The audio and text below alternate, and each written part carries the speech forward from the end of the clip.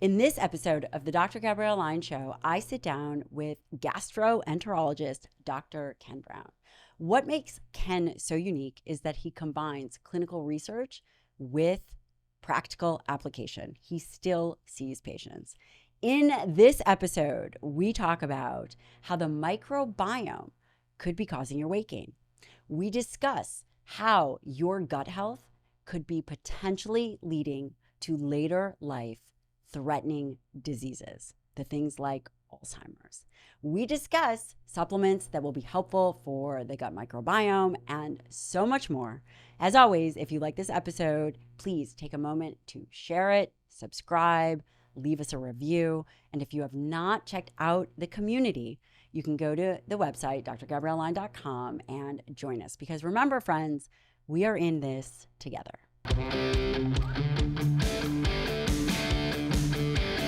Dr. Ken Brown, I'm thrilled to have you on the podcast. Welcome. Thank you so much, Gabrielle. Love the setup you have here, and I'm honored to be here. Thank you. I want to tell the listeners something really special about you, okay? And I didn't share this with you before we sat down because I wanted to save it for the podcast. You and I have been friends now for, 6 years? Yeah, at least. At least 6 years. I had a friend, and she became a patient. She's a friend and a patient, and she was a 34-year-old, extremely well-known entrepreneur. She went and she did a Grail test, also known as the Gallery test. And this was before I had helped and stepped in taking over her care. Her Grail test came back positive for colon cancer, 34 years old, no family history. And she had also done a Pronovo scan, the full body MRI, which showed a mass in her, was it her cecum? Cecum. And my heart's racing a little bit because this is a pretty sad story. She passed away. And I called you when the doctor that was seeing her before said, yeah, you came back positive for cancer. Go figure it out. You need to schedule a colonoscopy. She lived in Dallas at the time. And I called you and I said, Ken, I need your help. I don't know what to do. This girl cannot, she's going to some, random colonoscopy place. You stepped in, you did a colonoscopy within the week. You found a large mass in her cecum. You had her scheduled for surgery within the week for removal. And I am forever in your debt. I'm so grateful. Thank you. Thank you for doing that. And I hope, friends that are listening, you're never put in that position where you need to call in a favor. But the way you stepped in and the way you handled it, sadly, she passed away within 6 months of that diagnosis. She didn't want to get treatment at the time. But thank you. Well, thank you for the referral, for trusting me. A very difficult case, completely caught off guard, really thought that it was going to be something seen, that they were seeing something else on the scan. But that's what we do. We're doctors. We treat people. And unfortunately, a lot of people get very frustrated because of the system and the way it's clogged and the way that insurance companies are involved. And sometimes going peer-to-peer is the way to make things happen really quick. Yeah. So it's, we take care of each other. And that's, we do. Unfortunately, people that don't have access to a friend that's a doctor or somebody, sometimes they kind of get shuffled around a little bit, but you can cut to the chase. You know how it goes. Yes, I do. And I've called you many times. Fortunately, not as significant as a colon cancer case of a 34-year-old, but there has not been one time that you have not come through for me. And I am so fortunate to be your friend. I'm so fortunate to be your colleague. And I just wanted to set the stage so that the listener knows, we're going to talk all about science, but I think even more importantly that they know who you are as a person. Well, thank you so much. Can I tell you something about you? Oh, yeah, of course. Right. So first of all, congratulations on your book. Thank you, sir. I have read it. It is great. I love it. I was a little scared when I first walked in here, and let me tell you why. Because I read it, but then I also listened to it on audiobook. I'm sorry. No, because once I heard that you were reading your own book, I'm like, okay, well, I got to listen to this. So I listened to it, but I listened to it at 1.5 speed. Okay, good. So when I came in, you sounded like you had a stroke to me because you were talking in my mind. Yeah, slow. And then I figured something out. If I put you on like 2.5 speed and I get on the devil's tricycle, it sounds like you're yelling at me. So I can actually do Tabatas. Perfect. You know, as you write a book and you record your own audiobook, they make you talk really slow. Oh, do they really? Oh, yeah. So they slow down your cadence. How long did it take to record that? 3 days. That's it? Just 3 days. all day, 3 days? Yeah. Oh, my goodness. Yeah, it was awesome. It was probably one of my favorite parts about actually writing the book. Yeah, well, you did an amazing job on the audio part. Yeah. Thank you. Thank you, sir. I can't wait for your book to come out. Oh. Just There's no writing going on. Putting you on the spot there. Yeah, no. I just, we have a lot going on. I can't seem to sit down and put any words on paper. You're doing very important work. You are a practicing physician. You're also a developer of a supplement line company. You're doing a whole bunch of other things. You also have a podcast. You're also on social media. You have a team. It doesn't stop for you. And I have to say, today we're going to talk all about gut health. And there's no one that I trust more. You are very well researched and you have a lot of clinical experience and ways of thinking about things. So just at a very high level, let's, for our listeners, talk about why gut health is so important. And by the time that they are done listening to this podcast, I think you guys should all grab a chair, saddle in and sit down, because we're going to talk about irritable bowel. We're going to talk about colon cancer. We're going to talk about all of the things. This is going to be a mini masterclass. Oh, geez. Yeah. No pressure on gut health. Something else that you turned me on to after reading your book, I got really excited about the gut muscle access and how that plays into it. And then you describe in your book about how the muscles are actually an endocrine organ because it goes throughout the whole body. The muscles produce metabolites, which are actually anti-inflammatory, and they're beneficial, and they help the brain. The gut does the exact same thing.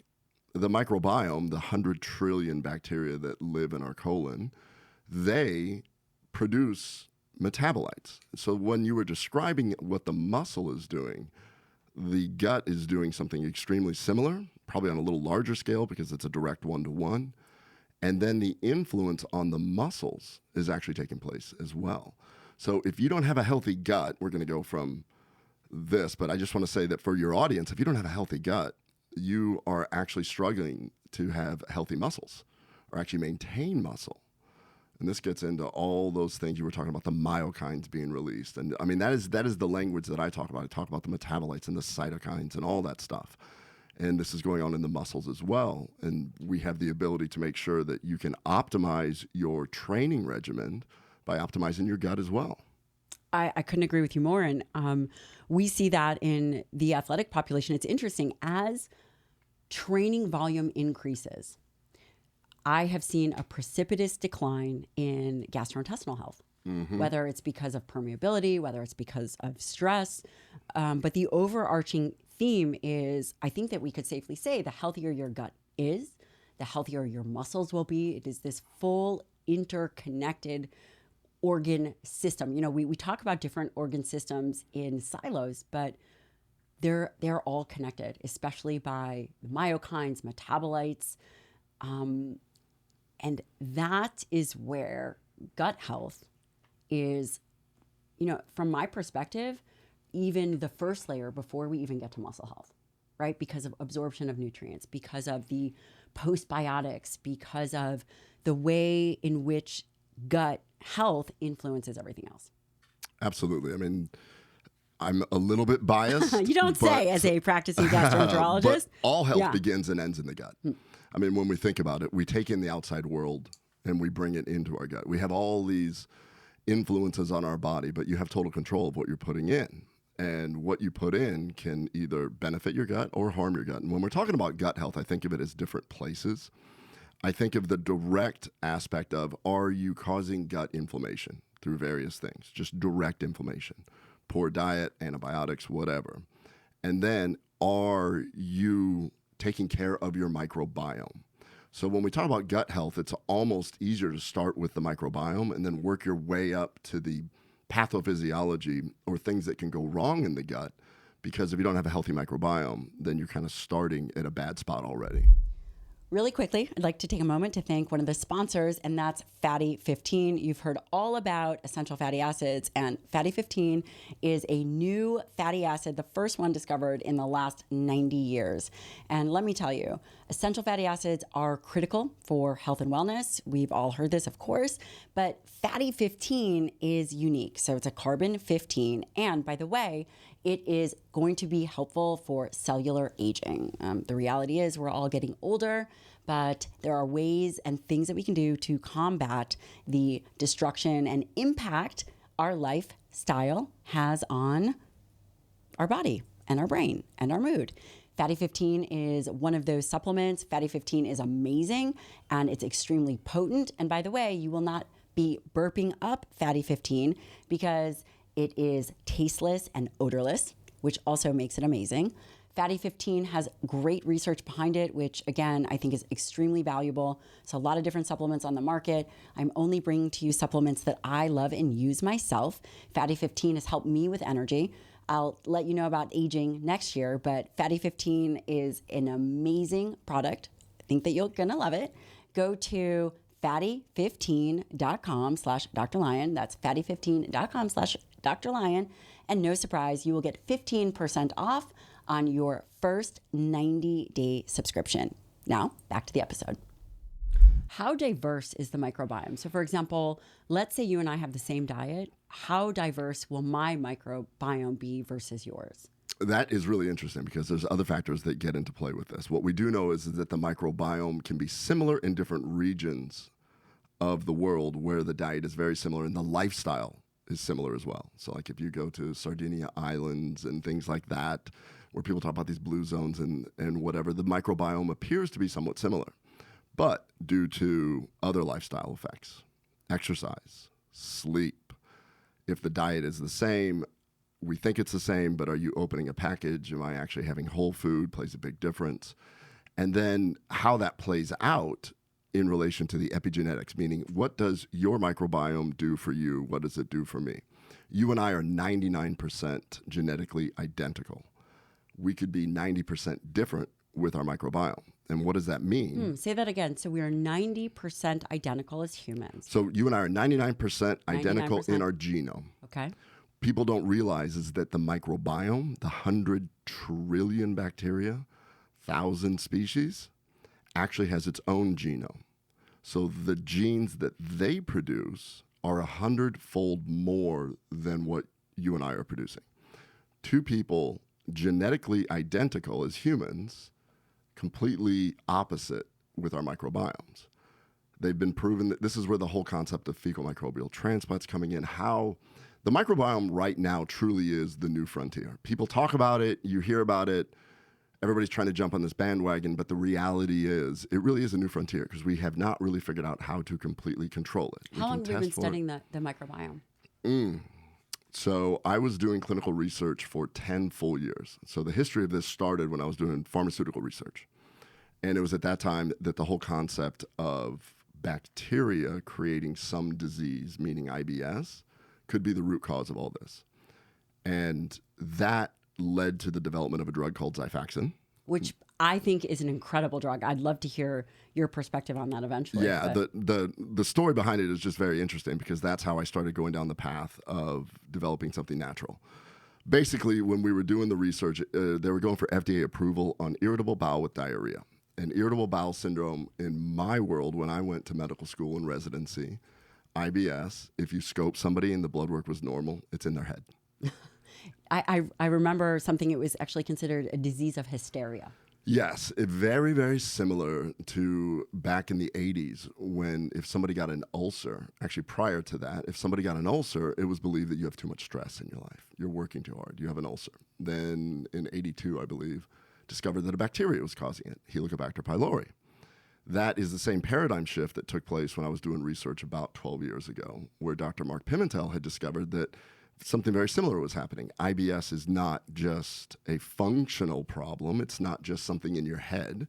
The traditional person would just be prescribed antidepressants, but irritable bowel syndrome is something that It can be caused by a bacteria growing where it shouldn't be, called small intestinal bacterial overgrowth. Certainly in the functional world, they adopted this very quickly. I still have many colleagues that treat people with IBS with antidepressants. That's it. And so while I was talking to him, and I was part of the clinical trials setting this off, he said, unfortunately, we'll never be able to help the bloated, constipated person, because what they're doing is the type of bacteria or the kingdom of bacteria called Archaeobacter is producing a gas called methane, which is slowing everything down. And then this just leads to a circular problem, producing more bacteria, causing more problems. And that's when I figured out, well, if the pharmaceutical industry doesn't have anything for it, meaning modern day antibiotics don't work, let's look at natural alternatives. And that's what I did. At that moment, when I was starting to look at this, so this is way before people were really talking about microbiome and manipulating it, the scientists I was talking to, they were already discussing it, especially in Italy and in Spain. And they were saying, well, if you use these certain polyphenols, we know that this is actually what is helping to produce a diverse microbiome, meaning a very healthy microbiome. So it's 15 years ago when we really started talking about the microbiome back then and how to keep it healthy. That's the biggest thing. And we're still at the beginning. So 15 years into research, from your perspective, we're still just scratching the surface of the gut microbiome. 100%. We can test and we can find DNA that gives us clues of what type of bacteria make up your microbiome. We don't know if they're active. We know that we can test for the DNA. Are they alive? Are they doing things? We do know that certain people with certain types of bacteria produce more beneficial metabolites. We know that if you have a narrow microbiome, which we're going to use the term dysbiosis for that. So the standard American diet's causing a lot of this. Antibiotics cause a lot of it. But when you have a narrow microbiome, then you lose the ability to produce all these beneficial things. You lose the ability to decrease inflammation. You lose the ability.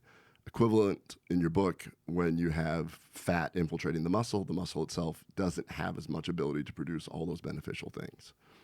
And so when you have this narrow microbiome, we know that the best way to think about it is, treat your microbiome well, it will treat you well. Keep your microbiome young, it will keep you young. Mistreat it, and it becomes almost a parasite. It actually starts hurting you. And it's, my son came up with this idea. It's Colon Cancer Awareness Month. Oh. So I give this bracelet to everybody that I scope. Okay. And he goes, you know what you should do? That's a lot of bracelets you're giving away. I know, it is. They're little rubber bracelets, nothing fancy. But he came up with this term, which I love. It's my son's 19. He goes to University of Texas right now. He's like, you know what you should do is you should do a play. You should do, the WWJD, do WWYMS. And so every one of my patients gets this after I scope them.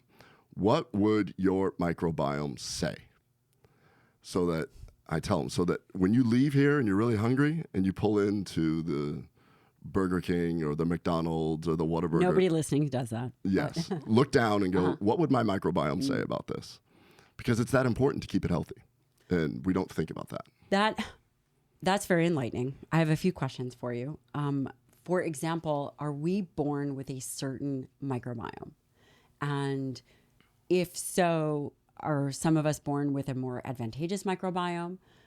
And what are the things that we can do? If there's parents listening, what can we do? And maybe it is equal to everybody. The things that you can do, like sleep, train, have polyphenols across the board, is similar.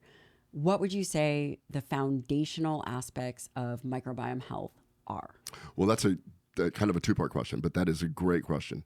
We are born and we already start sharing the mother's microbiome. And we now realize that we thought that the placenta was completely impermeable to other things. So you're talking about before birth. In fetus, in utero, there is some exchange of developing exposure to the mother's microbiome. Then the birth process itself, C-section versus vaginal, you're going to be exposed to different microbiomes there. Immediately after birth, all the inoculations, things like that we don't really have you don't even realize that your child's getting these vaccinations or antibiotics and things like that. That being said, a lot of that is out of your control. What is in your control is what we call the golden window. Basically 0 to age 3 or 4 is the golden window of helping your child have the best microbiome, because then it's set. And if they end up having a really bad microbiome, then they have to spend years trying to change lifestyle habits, change things so that the microbiome becomes better. So it actually happens really early on as an infant. And that's something to actually think about. We have to make sure of all the normal daily processes. Like as an adult, we always talk about sleep, exercise, eating whole foods and things like that. Similar to a child, making sure that they have the best possible diet that is not disrupting it, making sure that you're limiting the amount of antibiotics. That's probably the biggest thing for children. But the highly processed foods is super huge in this. And all of this plays into the fact that when you have a healthy microbiome, you probably can tolerate a lot more of what life throws at you. Yeah. You're getting hit by whatever, pollutants, all these other things, but you could probably tolerate it a lot better when you have a healthy microbiome. If you look at a graph of obesity in adolescents. I was going to ask you. That was my next question. Yeah, and anxiety and even ADHD. It's fascinating because it just clips along very steadily. And then right around 1978, you see this obesity line start climbing. And a little bit further than that, like 1982, you start seeing anxiety and ADHD. And if you look, that really does correlate with our change in diet, meaning our change in what is allowable in the diet. High fructose corn syrup, highly processed seed oils, the flipped ratio of omega-6 to omega-3, emulsifiers. And what we're learning is when we start looking at this, including artificial sweeteners, a lot of these things actually disrupt. There's some gut inflammation, like from the emulsifiers and from some of the inflammatory seed oils, but there's also disruption of the microbiome. That is really fascinating because what I'm hearing you say is we've really honed our attention towards obesity and we've focused on body composition and, of course, metabolic dysregulation, the blood markers that go along with that. And yes, we've gotten better at testing for ADHD and perhaps we've gotten more stringent on our screening for depression. But the influence of microbiome is not something that is normally incorporated into that conversation. And so with the increase in processed foods, the disruption of the microbiome, from what I'm hearing you say, probably played and does continue to play a huge role in obesity, in depression, anxiety, ADHD. Is that a fair statement to say? I think unless you have any other compelling evidence to say this is the exact thing that's actually happening, it has to be the microbiome. There's a point in time when we start inducing things into our system that we know are inflammatory. We know that if we're the only country that sprays glyphosate right before it's harvested to dry it. We know that glyphosate is a microbiome disruptor. We know that these different things. So we talk about obesity all the time, but it was a flat line until right around then when we started doing all these types of things with the processed foods. And when that started happening, is it the calories in, calories out? I don't know. You're friends with Dr. Lane Norton. He'll sit there and, talk about this. Is it disruption of the microbiome? I don't know. We've got people out there that are doing animal studies, conclusively showing that a lot of this, having a standard American diet will definitely disrupt that. Is it the possibility that you're having intestinal inflammation that actually decreases the enzymes in the gut lining that don't allow you to convert the amino acids that you're ingesting into some of the neurotransmitters that you need, dopamine, serotonin, and GABA? We know that if you've got an inflamed gut, you won't be able to do that. Does that lead to ADHD? Does that lead to anxiety? So if you have an inflamed gut, is it possible that you don't have the right neurotransmitters because it's being, 90% of serotonin is produced in the gut? We know a lot of people don't realize that GABA, the inhibitory neurotransmitter, the thing that kind of says, whoa, calm down, like the police cop kind of thing, that also needs the gut, and it's actually converted by the microbiome. So is it possible that we have this huge epidemic of depression and ADHD and anxiety because the foods that we're eating create localized intestinal inflammation, not allowing these enzymes to work as well to convert tryptophan to serotonin? That's a possibility. And when the microbiome is healthy, then it's going to produce these metabolites, short-chain fatty acids, butyrate, things like this, that circulate throughout the whole body and actually heal those cells to allow your body to convert that. So definitely the gut seems to be playing the biggest role in this. I did hear somebody that, I don't remember who it was, but he was on Huberman discussing how he believes that the reason for obesity is due to a mitochondrial thing. What we're now talking about is mitochondrial disruption, but that comes back to inflammation. So you can always step your way back to, if we have inflammation, then this is going to lead to cellular distress. If that happens, mitochondrial dysfunction and so on. Is this more than just calories in, calorie out? Well, I think that we can all agree, many of us can agree that calories in, calories out plays a role, right? There's probably no denying that. But the nuances of that, I believe, are there. I have read some research that talks about this ratio of Firmicutes and Bacteroides, and that some individuals may, and I'm not sure if this is the right word, absorb more calories based on their, and you please correct me, based on their gut microbiome profile, whereas you could eat a burger and I could eat a burger, but the impact of that food is going to be different. Would you say, is that a fair statement? I think it's a fair statement. That gets back to what we were talking about, 90% different with our microbiome. And so you and I can eat the same thing, can have something different. A lot of the research that goes on in this is doing this fecal microbial transplant, trying to see if we can manipulate that. They have shown that if you take the stool from a fat mouse, give it to a skinny mouse gets fat. Why is that? Well, it has to do something with the microbial genome having an epigenetic effect, turning on different things. Outside of the gastrointestinal tract, we are talking about a systemic effect, the microbiome. A systemic effect. Having a systemic effect on the body. Which leads me back to this question, what can we do? I guess the first part of that question is, how does one know if they have a healthy microbiome? And what are the pillars that you feel that everybody could deploy upon, actions that everyone could take to improve their overall gut microbiome, diversity, health, those kinds of things? So the functional medicine community would say, well, let's check your stool.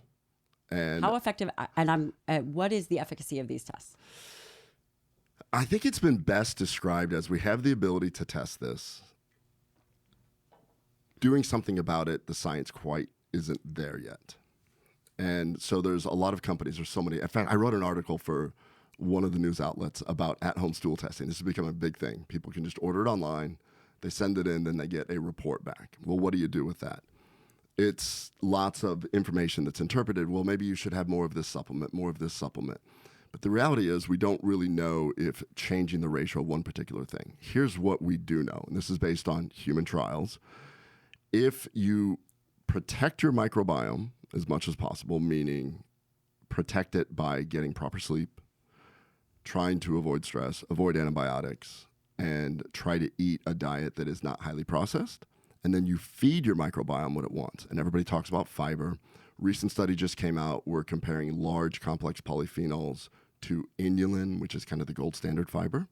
They actually gave it to humans over a 28-day period, and they did show a slight microbial improvement in 28 days. But these were healthy volunteers to begin with. They all how do they define healthy? Well, it's basically based on the ratios of, I see. When you look at this, it's the genus. There's bacteria that we believe that when the ratio is shifted, you will have more inflammatory markers as opposed to non-inflammatory markers. Can I stop you for a second just to clarify?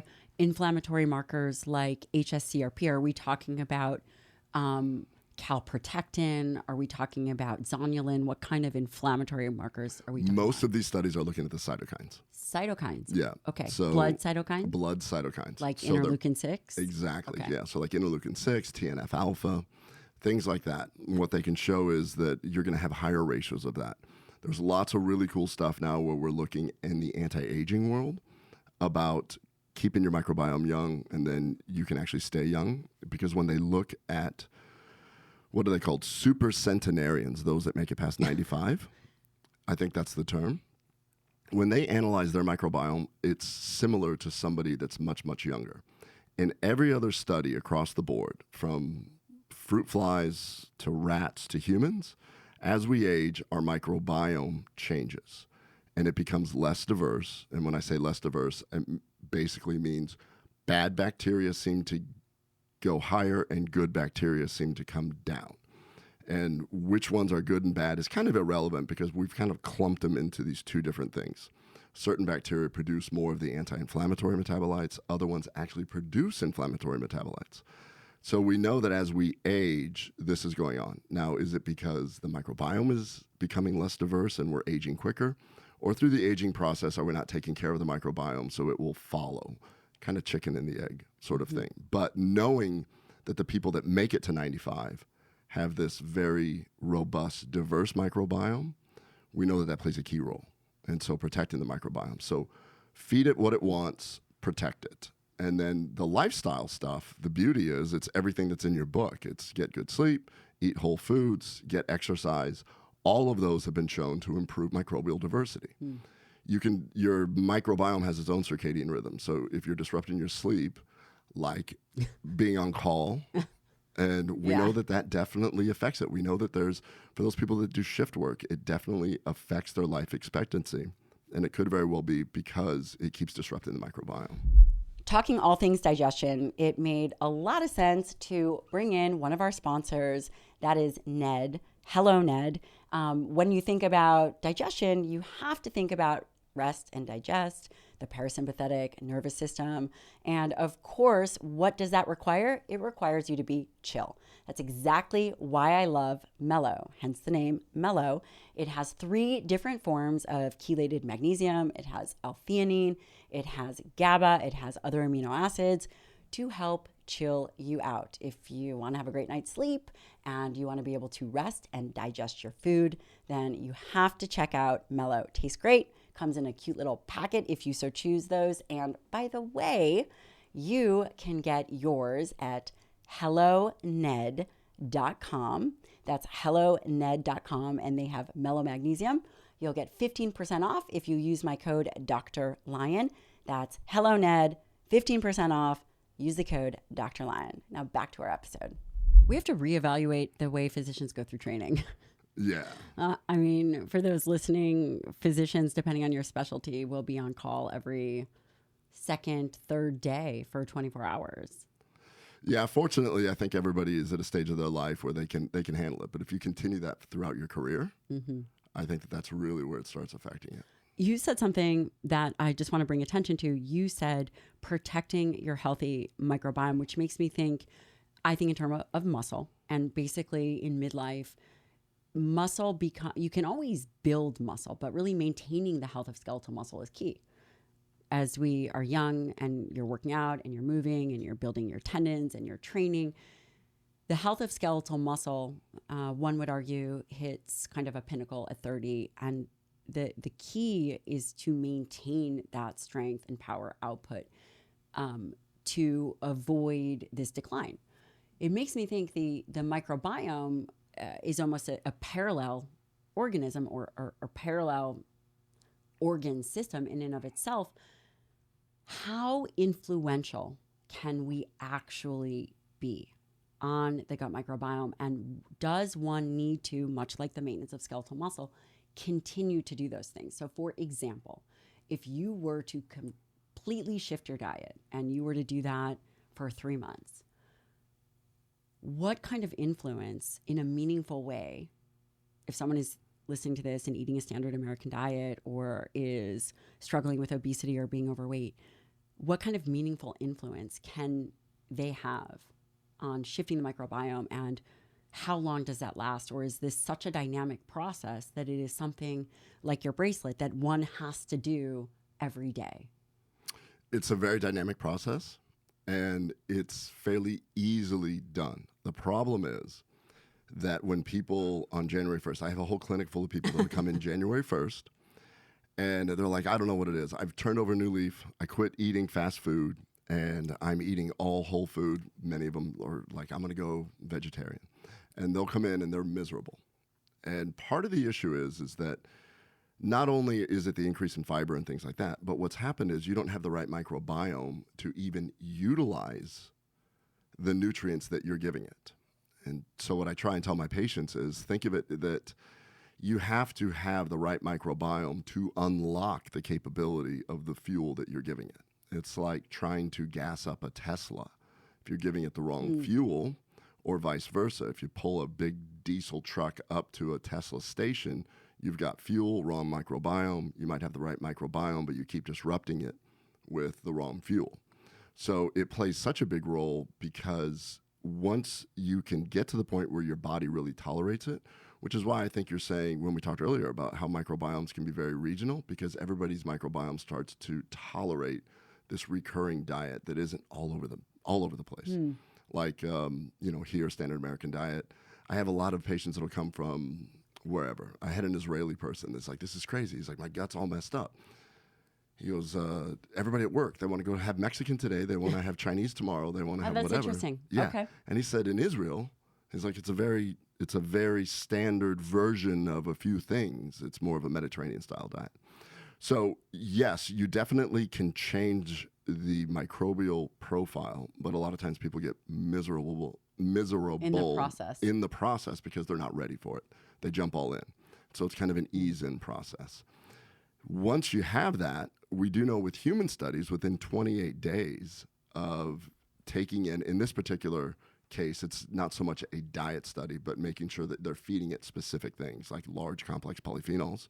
What would be an example of that? So an example would be quebracho, which is a large tannin. I don't even know what that is. Oh, quebracho is really one of the but so you're saying I should know what this is?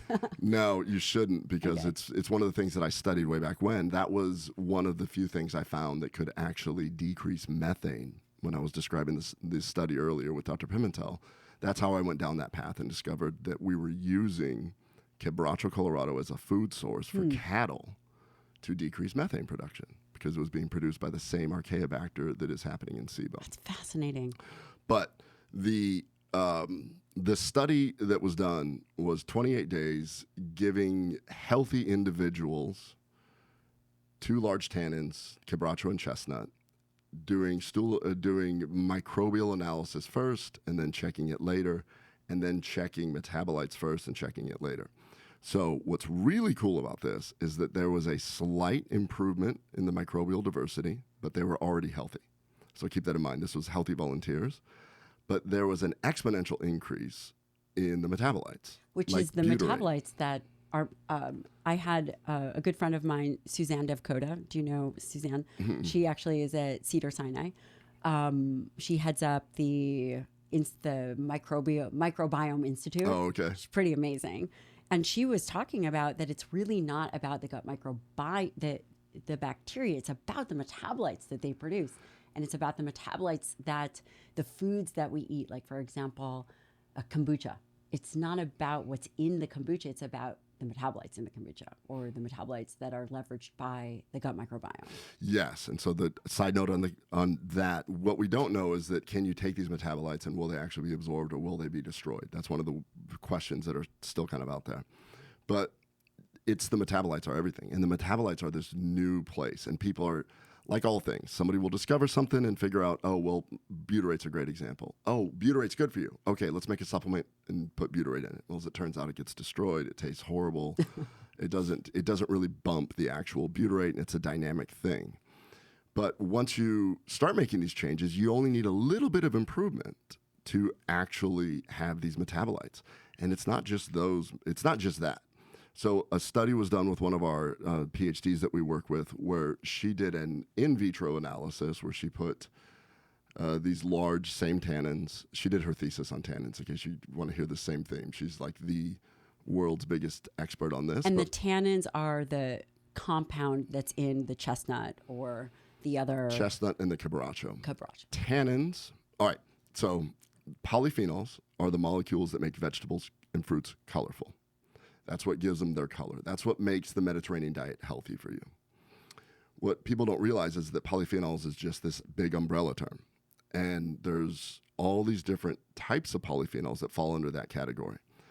It's almost like having genus and species, but the large ones it starts out as a small phenolic compound, and then Mother Nature tacks on a couple more smaller phenolic compounds, and then we have a recognizable molecule. So what she showed is that when the chestnut and the quebracho are metabolized by the microbiome, she published a paper where she did a mass spec on the various compounds that came out. And it was fascinating because in there are recognizable polyphenols that people buy, like green tea extract, EGCG. Yes. Quercetin, which is there, and catechins and flavanols and all these others. So what's happening is that Mother Nature has this way of putting these molecules together to be larger and larger and larger. So the way that I kind of describe it is you have all these little Lego pieces, and then they're put together, and you have this big, majestic ship or castle or anything that you like building out of Legos. And then those go through your digestive tract, undigested, and they make it to your microbiome, where your microbiome will then break it down, and they just start disassembling these Lego pieces.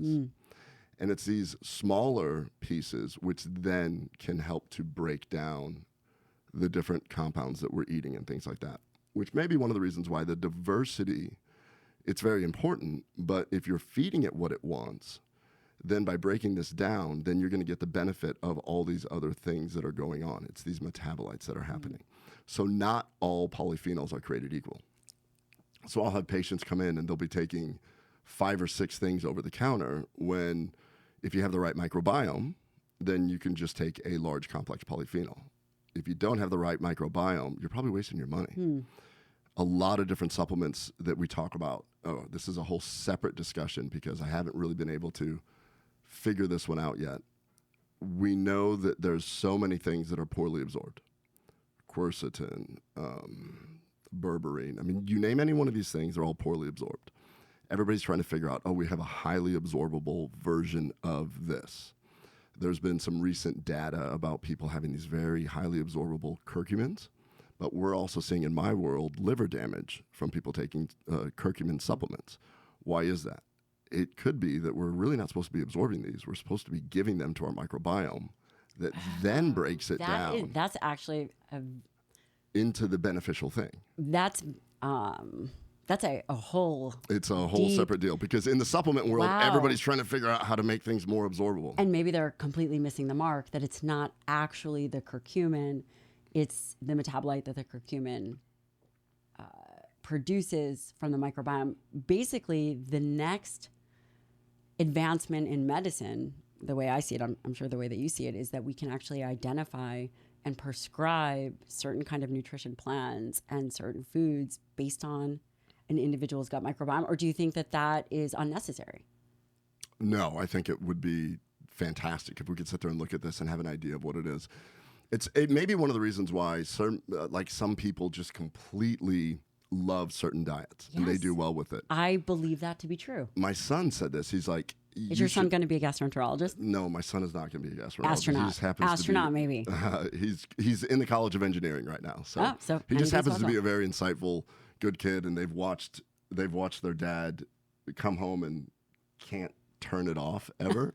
You don't say. I think that is something that plagues all of us. Yeah, so they've seen the journey. But he said, people go around and they get all these genetic tests and they want to know the 23andMe and Ancestry.com and everything.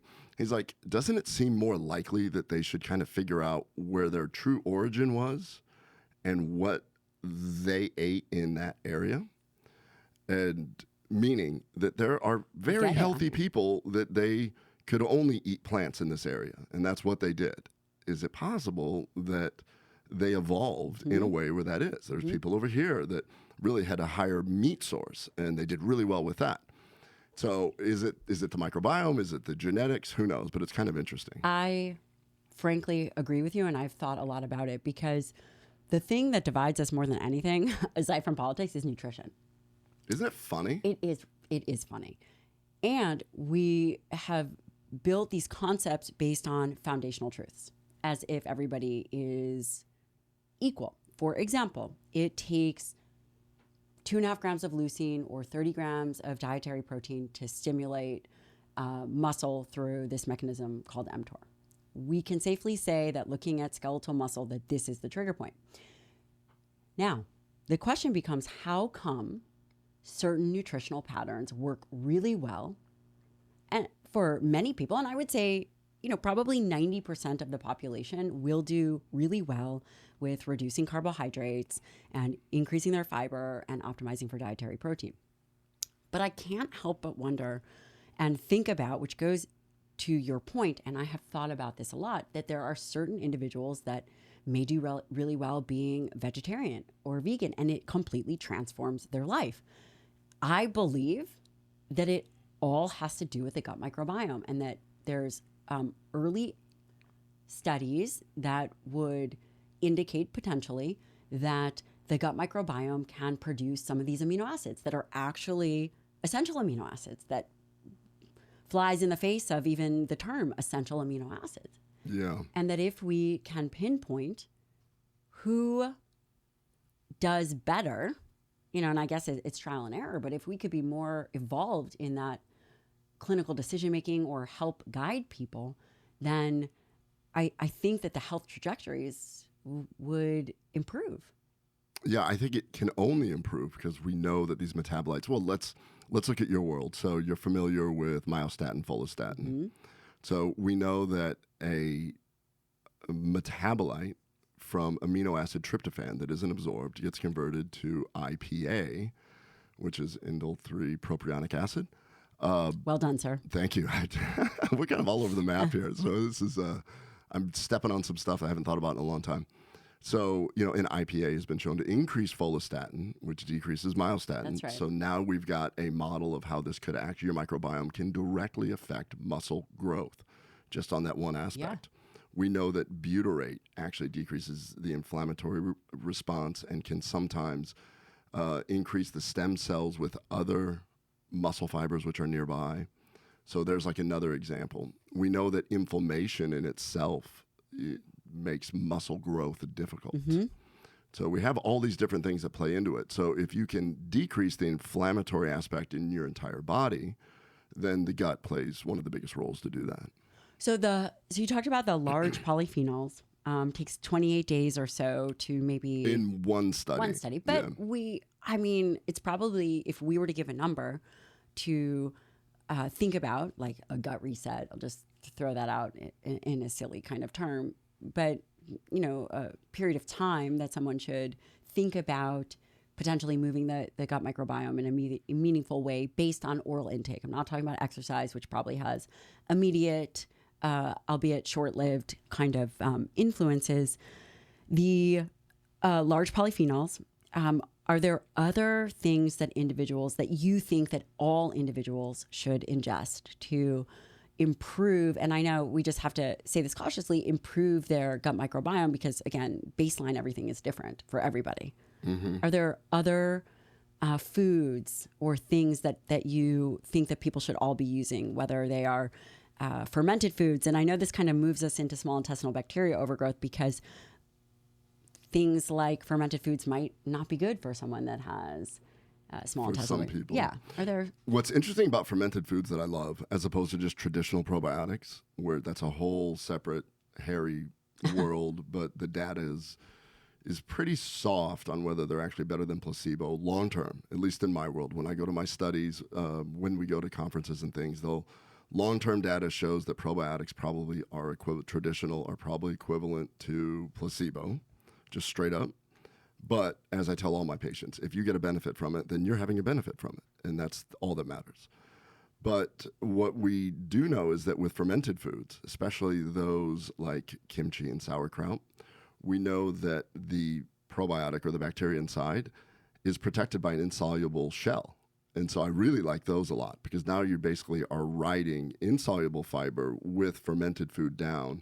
Hopefully they're producing the metabolites like your friend was talking about, and that's a wonderful something that we need to get more into to see if we can actually increase the metabolites and so on. But so fermented foods is great, and we know that polyphenols are great, and we know that fiber is great. So any prebiotic, by definition, is wonderful for your microbiome. doesn't really matter which one's better or worse if you just have, Fair to say. if you just have a bunch of it. Okay. And if you eat whole foods, you're going to get a bunch of it. Do you care what kind of fiber, whether it is soluble, insoluble? Are there, do you have certain favorite foods that you think are valuable for everybody? Or is it just based on preference? think it's just based on preference. I think that both insoluble and soluble work together. We do know that they can actually help decrease the glucose spike if you're having a lot of carbs. That actually helps to prevent your body from reacting to it and producing the insulin. I'm less into nutrition in the sense of there's so much noise out there. Yes. I like to sort of defer to the dietitians that I work with and let them have longer conversations because I guess the best I feel, and I've tried a bunch of different things, but the best I feel, and looking at the data that I know, I'm like 80% carnivore, 85% carnivore, and I take polyphenols as a supplement. You do? Yeah. And so I take polyphenols as a supplement, and I take my fiber, traditionally soluble fiber because it's just easier. Insoluble would just be like the vegetables and stuff. And my blood work looks great. My HCRP is absolutely nothing. And so, I mean, at least on paper, it looks good. Physically, I feel good. Just got to kind of watch the other Vice, a little wine, try to keep that back. Which has, I guess, polyphenols in it. It does. Maybe not a bottle, but Ken. And by the way, if you guys are listening to this and not looking at it, Ken is jacked. And I think that's how we first became. Jacked. Oh, he Do is not jacked. let her oversell this. It is. I'm not overselling. It is very true. Ken has always been super fit and jacked. And I think I probably ran into you at the gym at an event initially many, many years ago. All right. Do you want to know what I drink in the morning that is a little bit salty and gives me a huge pick-me-up? Well, I'm going to tell you. And that is LMNT, chocolate LMNT, that's LMNT in my coffee. I brew a black cup of coffee with a shot of espresso, and then I put a scoop of collagen and a little bit of MCT oil in it, and 1/4 a packet of LMNT chocolate. Sometimes I use chocolate mint. I've also saved chocolate caramel. It's kind of this like chocolatey caramel. Amazing. So I get my caffeine, I get some collagen for, of course, hair, skin, and nails, and I get electrolytes in my coffee. Sodium, potassium, magnesium, all amazing. I have now created my own supercharged drink, which you can too. And by the way, this is a different way to take LMNT. That's a little packet of electrolytes. If you get headaches, maybe you get headaches with your caffeine because you dehydrate yourself, or maybe you get headaches because you sweat a lot while training, or maybe you just live in Texas where it's hot. And so you definitely sweat a lot. You definitely get headaches. And this is why I love to add electrolytes to what I'm drinking. And it can be coffee, it can be water. Lately, it's been coffee and it tastes amazing. You can get yours at Drink Element. That's drinklmnt.com. You'll get a free sample pack when you use the code Dr. Lyon. And by the way, if you don't like it, it's totally risk-free. You'll get your money back. No questions asked. I love this stuff. You will too. Back to the show. I want to talk about this whole idea of irritable bowel syndrome. I actually treat a ton of gastrointestinal challenges in my clinic, whether it is, quote, irritable bowel, whether it is constipation. I do want to discuss parasitology just as kind of I want to mention it, but what percent, your population is skewed. Everyone is coming in with GI issues, but what are some of the top symptoms that people come in and complain about to you? So let me just basically describe my second opinion patient. So somebody comes to me and they've seen several doctors. They've had multiple tests. They have been labeled as having irritable bowel syndrome because that is a trash can diagnosis. Mm-hmm. The actual Rome criteria that our society uses is you have abdominal pain relieved with defecation lasting longer than 3 months. If you fall into that category, you're being labeled as irritable bowel. I've always had a problem with that because you can have opposing symptoms. You can have irritable bowel with constipation, or you can have irritable bowel with diarrhea. Now, in medicine, we're always trying to find a unifying diagnosis. Which is important because I have to be able to call you up and say, Ken, this person has X, Y, and Z. Yeah, it's the old Occam's razor. We have this disease, irritable bowel, that affects greater than 20% of the U.S. population. It's probably more than that, right? It's probably much more than that. 20% that have actually sought care.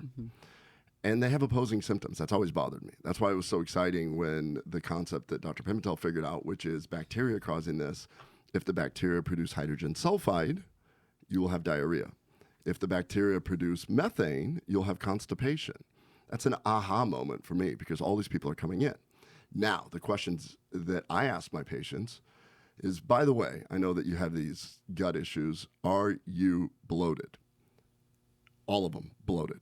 Do you care where the bloating is? Is it full belly bloating? Is it below the belly button? Do you care? A little bit when we get into the history of it. I care more about the timing.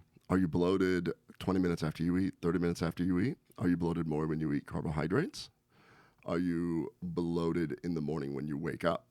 Because the thing is that if people feel full, and a lot of times people misinterpret what that word bloating is because it means different things to different people. But if somebody wakes up and they're completely bloated and the bloating never goes away, typically that is more of a functional constipation thing. That's more of that. But if somebody wakes up flat, eats a carbohydrate-rich meal, and then they blow up, well, then that tells me that this is the person that has been labeled as having irritable bowel syndrome. The problem is that they go in, they get told that they have IBS. They wake up in recovery at an endoscopy center, and they say, great news, Gabrielle. Colon was perfect. Endoscopy was perfect. You just have IBS. You get up and you walk out, and you go, I still don't feel good. I still have bloating. And then I ask the questions, do you have brain fog? Do you have fatigue? Are you having trouble sleeping? Because all these things play into it, and then that tells me more that there's more going on. What I want to change, the paradigm shift in this thing is that bloating is so pervasive that it is considered normal. I mean, literally, it's like, well, everybody bloats, right? Well, not Matthew. No, Matthew, my producer, never. But I kind of think of bloating as the canary in the mine shaft. That's the first warning sign that your gut is unhappy because you're not able to tolerate the foods that you're giving it. Whether the timing of it 30 minutes or it's several hours and I'll get really bloated and super gassy, then that tells me your microbiome probably is not ready to handle the food that you're giving it. Either way, what we're talking about is an unhealthy gut or the beginnings of an unhealthy gut. And we know that if you let that go on, then in the lining of the intestines, you have very, very tight junctions. And the purpose of this is to take in the outside world selectively and make sure that you defend yourself also if it's something that's there. And we call that the tight junction. Over time, the bloating is a signal that this is early inflammatory process in the gut. And when this takes place, then you start developing more of a porous gut, leaky gut in functional terms, intestinal permeability if we're talking to a medical doctor. It's funny how I use different words depending on who I'm talking to. Mm-hmm. So bloating is the most common symptom. And if you have bloating, that's the canary in the mine shaft, because now we're starting to look at all these people that have end-stage diseases, and we're doing retrospective analysis on them and going, oh, well, wait a minute. Your husband had dementia. Your husband has severe dementia. Did he ever have any gut issues? You know what? 20 years ago, he really started complaining about his gut. Yes. And it just never went away. Yes. And so that's why I'm saying that the incidence of autoimmune disease, the incidence of cancer, the incidence of all these things continue to rise. Why is that? I mean, we have a generation which is, dying younger than the generation before. Very weird. What's going on? Mm-hmm. Well, what could be going on is that we've allowed the warning sign to become normal. So bloating is number one. Bloating is by far number one. Bloating is the most common symptom any gastroenterologist will see, and it's not constipation. Well, the people will always start with the bloating. So constipation is super, super common, but the symptom is I feel bloated, because you can be constipated on paper. In other words, you may not have a bowel movement for 4 days, but if that's your norm, then you don't consider yourself constipated. You don't consider yourself constipated. You could be bloated one day and not have gone to the bathroom, and you consider yourself constipated. So it's a perception of whatever your normal is. But the point is that the most common symptom is bloating, and it's not even included in any of the diagnostic criteria for irritable bowel syndrome. which is super weird. That is weird. And what would be, once someone talks about bloating, are you immediately then thinking, what is the next step?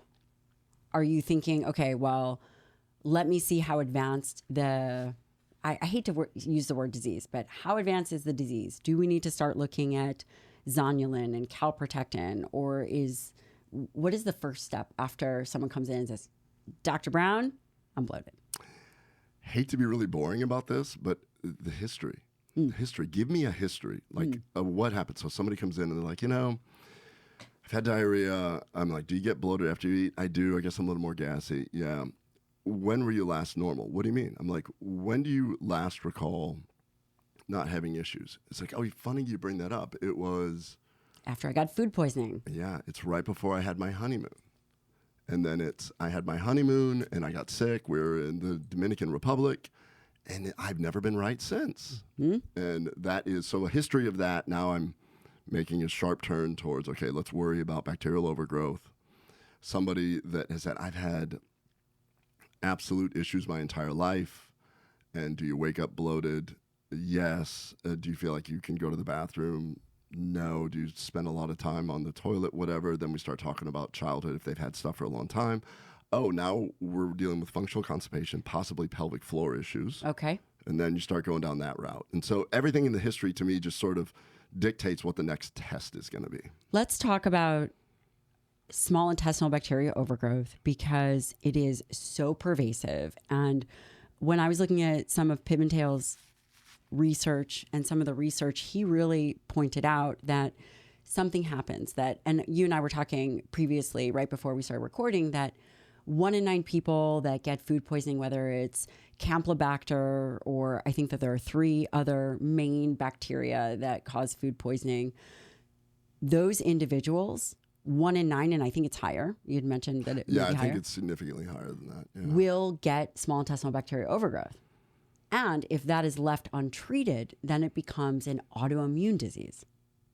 That if it's left untreated, then that intestinal permeability allows you have a garter cell called a dendrite, which reaches up, grabs, samples the outside world. If it happens to sample the shell of a bacteria, lipopolysaccharide called LPS, then it hands it to a B cell. That B cell goes, well, that shouldn't be there.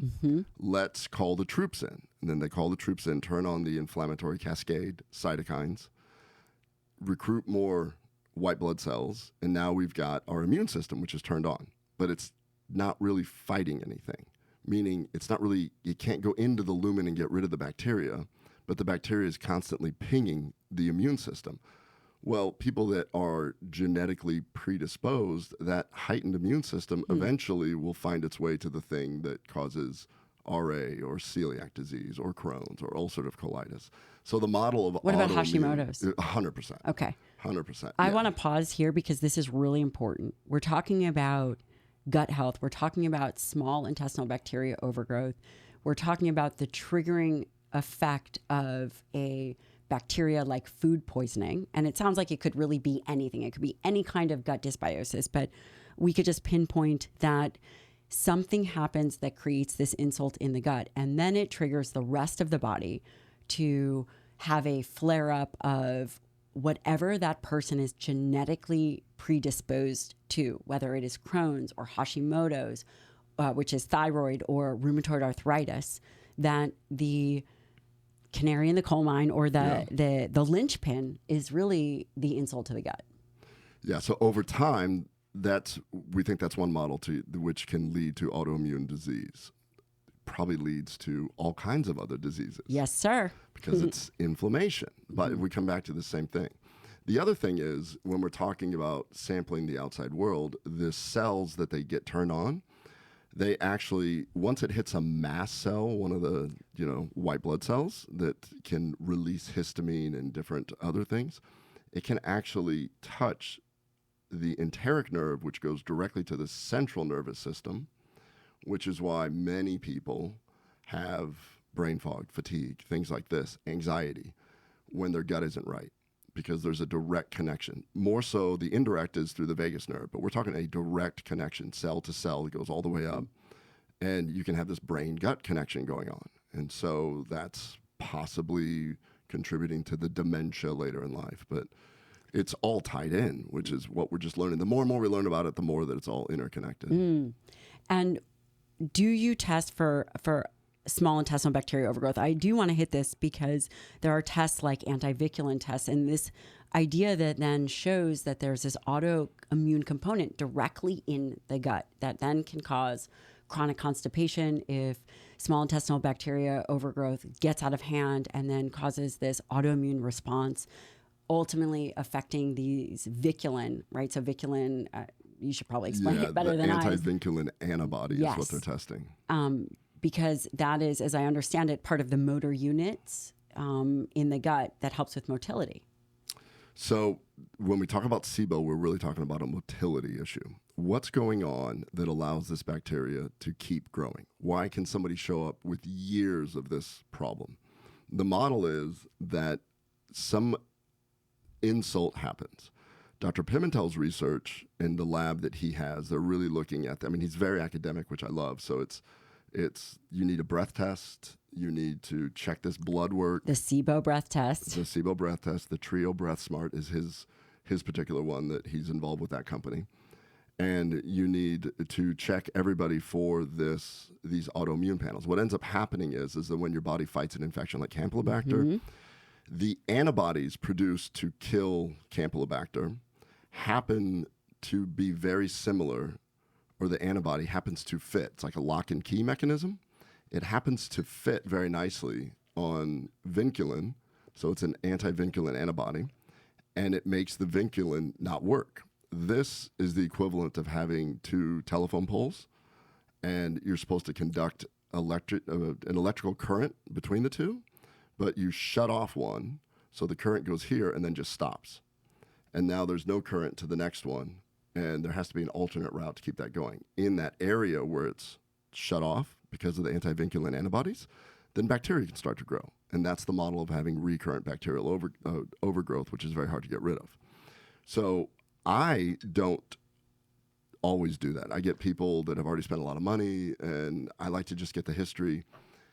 I'm less academic and purely clinical in this setting where somebody's paying their money to come to me. I like to treat them. And so I will treat frequently if the history is right. I don't care what the breath test shows. And what will you treat with? Depends on if they have constipation or diarrhea. Let's talk about it. Well, so we talk about polyphenols, and so the polyphenols is my world, the complex polyphenols, and so I developed a product specifically for this, so we always use that. And that's Atrantil? It's called Atrantil, and so I always use Atrantil. And how do you dose that? Two capsules 3 times a day for a minimum of 30 days. That whole thing of time. It takes time. It does. And the reason why we talk about the microbiome is one of the things that intrigued me was some people that take it, they get worse before they get better. We thought it was always die-off. Die-off meaning that, it's because we're killing these Archaeobacter and they're releasing their last moment their last into moment, life. and it's irritating and it gives you like flu-like symptoms. But now I'm actually thinking it probably has more to do with the inability to break down these large complex polyphenols because your microbiome isn't right. When I did my initial study, so we did clinical trials on this, randomized trials, people that didn't respond, some of them were coming back in and they're still on it. And I'm like, I thought it didn't work. They're like, I know, but I kept taking it and something's weird. I'm just feeling better now. And it took me a long time to figure out they're probably adapting to the ability to get the most out of it, meaning that it's not absorbed, so you need the microbiome there. So I use Atrantil. Almost always will use Xifaxan as a prescription. Can we talk about that? Mm-hmm. Xifaxan is a medication that is FDA approved for small intestinal bacterial overgrowth. It's FDA approved for irritable bowel with diarrhea. And Go ahead, irritable bowel with diarrhea. So the reason why I say that is that it's irritable bowel with diarrhea because if you put... AKA. Yeah, if you put SIBO, which is a code, the insurance will deny it. Okay. So it's very funny that I'm like, listen, we all know that this is the same thing, IBS with diarrhea being treated with Xifaxan. So it's Xifaxan 550 3 times a day. And Dr. Pimentel's studies were always 2 weeks. I do a full, I do a full 28 days. Yes, same. With I do one too. refill. Mm-hmm. And so you do 28 days, or do you do 2 weeks with one refill, or do you do 28 days with one refill? what the insurance will allow me to do. So I think I can only get 42 tablets at a time. It's all just trying to play games because it's absurdly expensive if you can't get insurance to pay Couple for it. $1,000s. It's just nuts. So I do Xifaxan, and if there's constipation with it, sometimes I'll add neomycin, and I dose it 500 3 times a day. You'll see that the prescribing dosing is 500 BID. And you use the neomycin 3 times a day with the Xifaxan. With the Xifaxan. And these are people that have come that have failed a bunch of things. So I'm throwing this is my kitchen sink regimen. I'll take the kitchen sink regimen. And then we got to do something for the motility at night. So when we're talking about that motility, what ends up happening is when that vinculin antibody binds to the electrical pole, telephone pole, whatever you want to call it, at night when we go to sleep, another reason to make sure that you have deep, restful sleep is that every 90 minutes, something called the migrating motor complex or the housekeeper phenomenon takes place. So every 90 minutes while you're asleep, a large electrical impulse starts in the stomach and sweeps through your whole small bowel and dumps everything into the colon. And that is the housekeeper phenomenon, which is what it's called. I just learned. I have never heard of that before. Really? No. Yeah, this is probably the key to getting people fixed because you treat them during the day, then they go to bed. And if you don't have that swooshing of getting rid of it, if you don't let the housekeeper come in and sweep up the small intestine, the bacteria that remain just regrow. So the key here is to do a motility agent while they sleep. And we're kind of limited on these is the problem. Does low dose naltrexone fall into that? Or is that a low dose erythromycin? What are you using for motility agents, and why are we limited? I tried to find the data on LDN specifically for gastric emptying and specifically related to the migrating motor complex. It's a little hard to find hard science on LDN regarding that kind of thing. Have you had an LDN expert on your show? I haven't. I need to get somebody who really knows it to try and talk about that. Yeah, we'd probably have to get a pharmacist who did clinical research. I'll look. Oh, I'm supposed to have somebody on our show, and they live here in Houston. Great. I forgot about that. Yeah. I'll interview them first off camera. Let me see if they're good. I'm a little bit selfish sometimes on our podcast because I like to bring people on that I can learn something from. I always bring people on. That's why you podcast. Listeners and watchers and viewers and friends, you guys think that I'm doing this for you. Well, I am. But I always bring guests that I feel I can learn from and that they can learn from. Yeah. Isn't that why we have the podcast? Yeah, and find topics where people can cover stuff like that. But you brought up LDN. So no, I'm not using LDN for that. I have used some erythromycin, but right now the thing that seems to be working pretty well is Motegrity, which is prucalopride. Yeah, but yes, Motegrity. Always you use that at night. Doesn't that affect the serotonin system? So it turns out that it does because there's some side effects that people have from it. That are? Yeah, like mood dysregulation and things like that. But it stimulates the 5-HT4 serotonin receptor, which is what we're trying to go for. So it's prucalopride, really low dose at 1 milligram, trying to add that at night. Now, this is the kitchen sink, and the kitchen sink never gets paid for me. Yeah, so I can never get all this. Have you done your blood work? If you haven't, I have a solution for you, and that is one of the sponsors of the show, InsideTracker. Why is blood work so important? Well, I use InsideTracker. My friends use InsideTracker. Also, my parents use InsideTracker. InsideTracker makes getting blood work very easy and user-friendly. They have an amazing interface. You can check it out on your phone. You can check it out on the desktop, which, hopefully you're using a small one. InsideTracker allows you to look at really important biomarkers like hormones, iron, thyroid, insulin. The list goes on. ApoB. It never stops. And by the way, if you're a professional and you have clients, InsideTracker also has a pro platform. amazing. I really feel that InsideTracker has revolutionized healthcare. And listen, blood work can be expensive, but it doesn't have to be. InsideTracker is offering my listeners 10% off anything on the store, in the store, anything as it relates to subscriptions, 10% off. Go to InsideTracker.com, like inside tracking your body. Use the code Dr. Lyon, and do not wait. If you are due for your blood work, give this a shot. It's extremely valuable. Back to the show. Could we potentially use this? And now I'm talking colleague to colleague. Could we potentially use something like magnesium citrate? Because it's just that we want, is it that we want the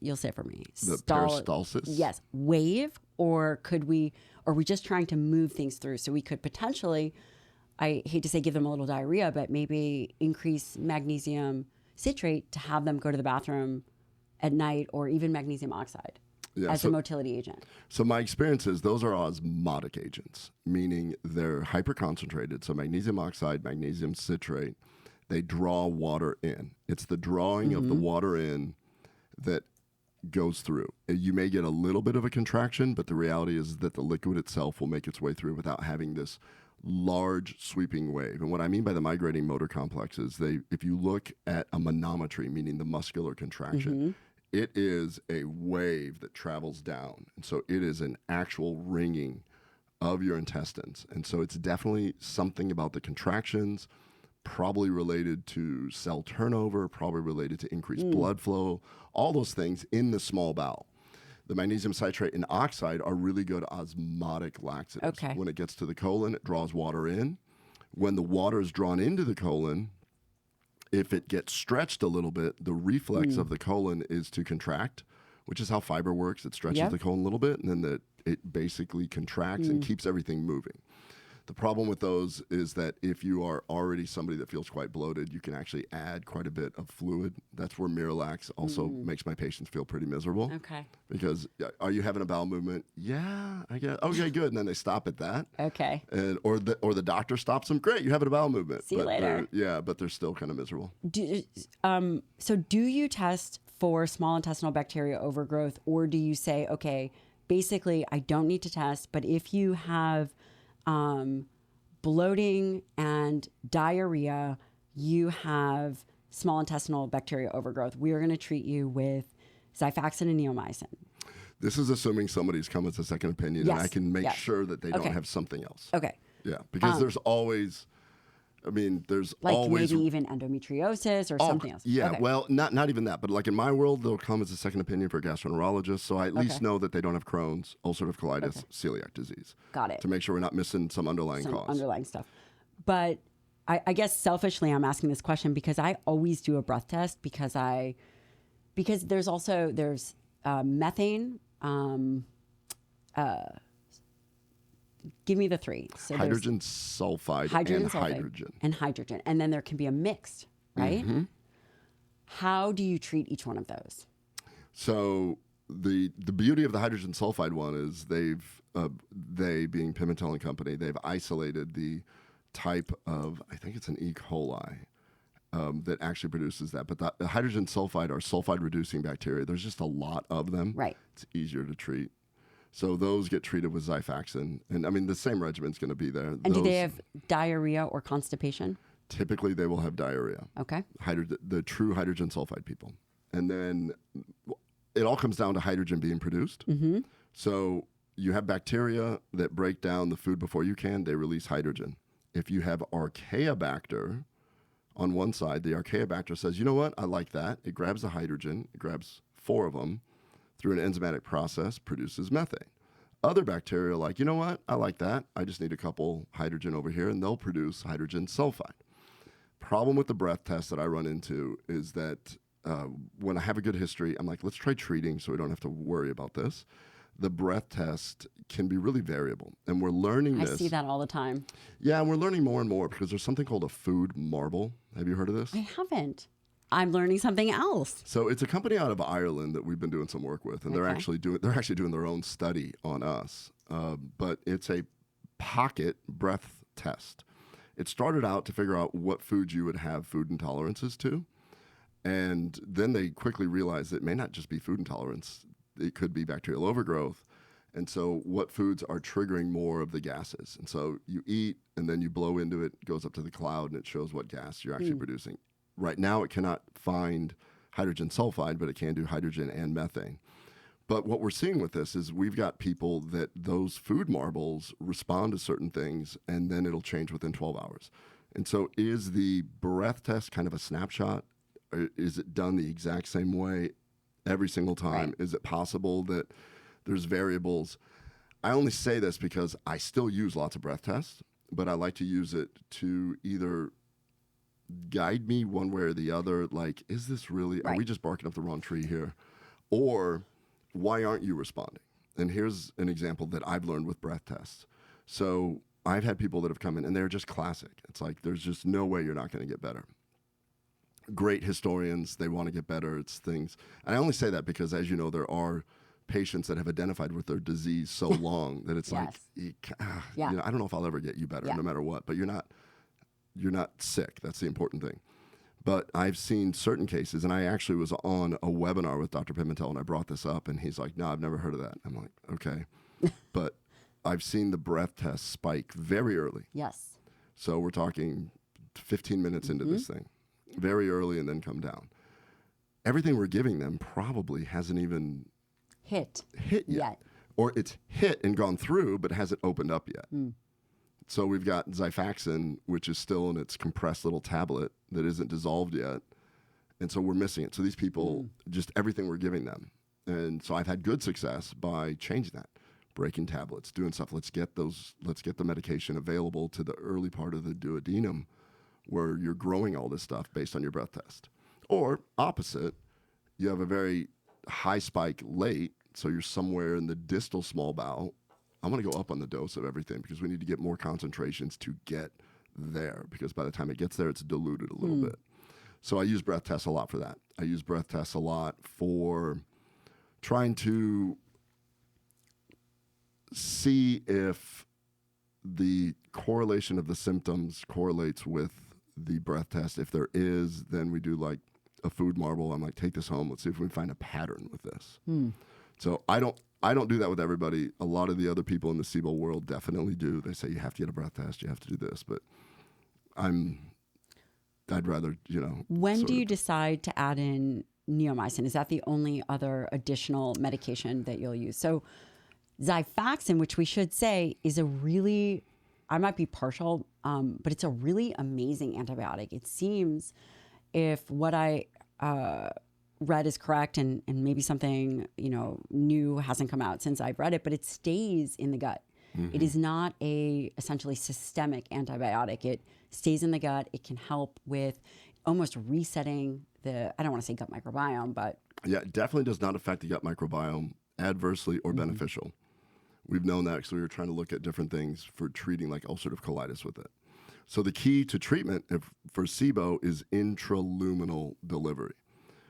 Intraluminal delivery meaning it poorly absorbed things are the things that are going to help, which is why traditional antibiotics that get absorbed, you may get some benefit in the small bowel for some of it, but you're absorbing them, which ultimately is going to disrupt your microbiome. So we get really cautious about throwing antibiotics at people and, you know, hoping that it'll make the bacteria go away.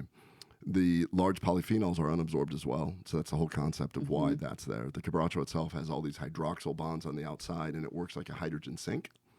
And it's one of the few plants that can actually damage the Archaeobacter, or the methane-producing type of bacteria. The funny thing about Xifaxan is that when we did the studies with them, so we were, me and my research manager were one office in a suburb of Dallas, and the other sites that were enrolled, Cedars-Sinai, Mount Sinai, Johns Hopkins, Mayo, just all the usual heavy hitters, they were all enrolling. And as it turned out, we were the leading enrolling site in the whole country. Not because of bragging rights, because I didn't know well enough, because an FDA agent showed up at my office. Not because of whoops. Yes, whoops. Okay. Don't be a brand new researcher and be the leading enrolling site. But what was really interesting about it is that definitely shows the difference between academic center, where you have fellows recruiting and the number of people, and just sheer volume of a traditional community practice. But what was wild is my results were way better. And I was part of the clinical trial, so I'm randomized. I don't know what's going on. But when they uncovered it, my results were way better than what they actually ended up publishing with a cumulative data. Total, it was like 9% better than placebo. My results are way better than that. And I think it comes down to choosing the right person, talking about it, and most important, compliance.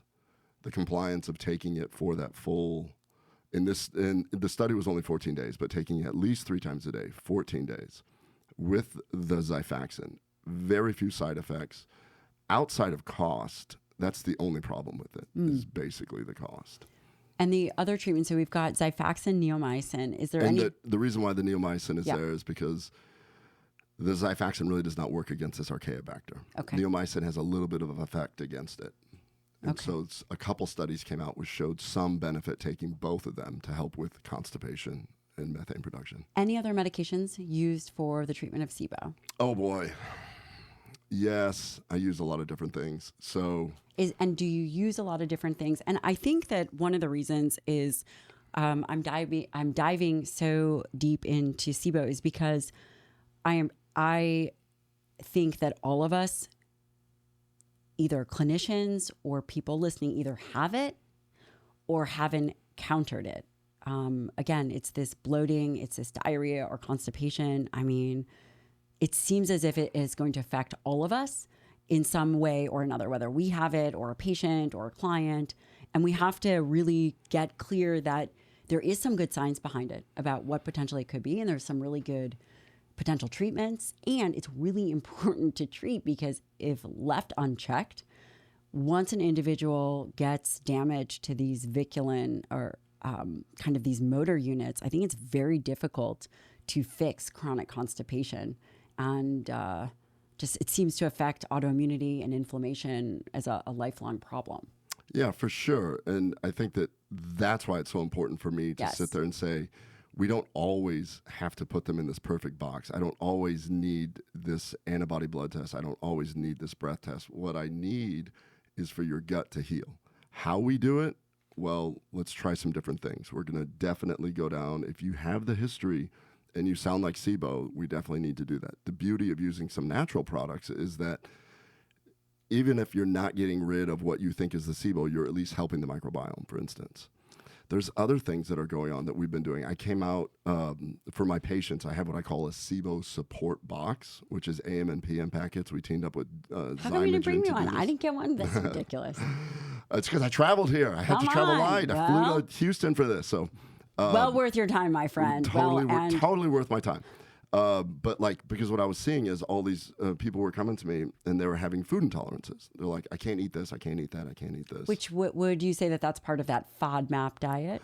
So the FODMAP diet is just low in these fermentable sugars. And I'm not a fan of that because if you're on it long enough, you become micronutrient deficient. Mm-hmm. And it's kind of a Band-Aid. And the FODMAP diet just took off because it's got a cool acronym. And so people start throwing debatable. That around, whatever.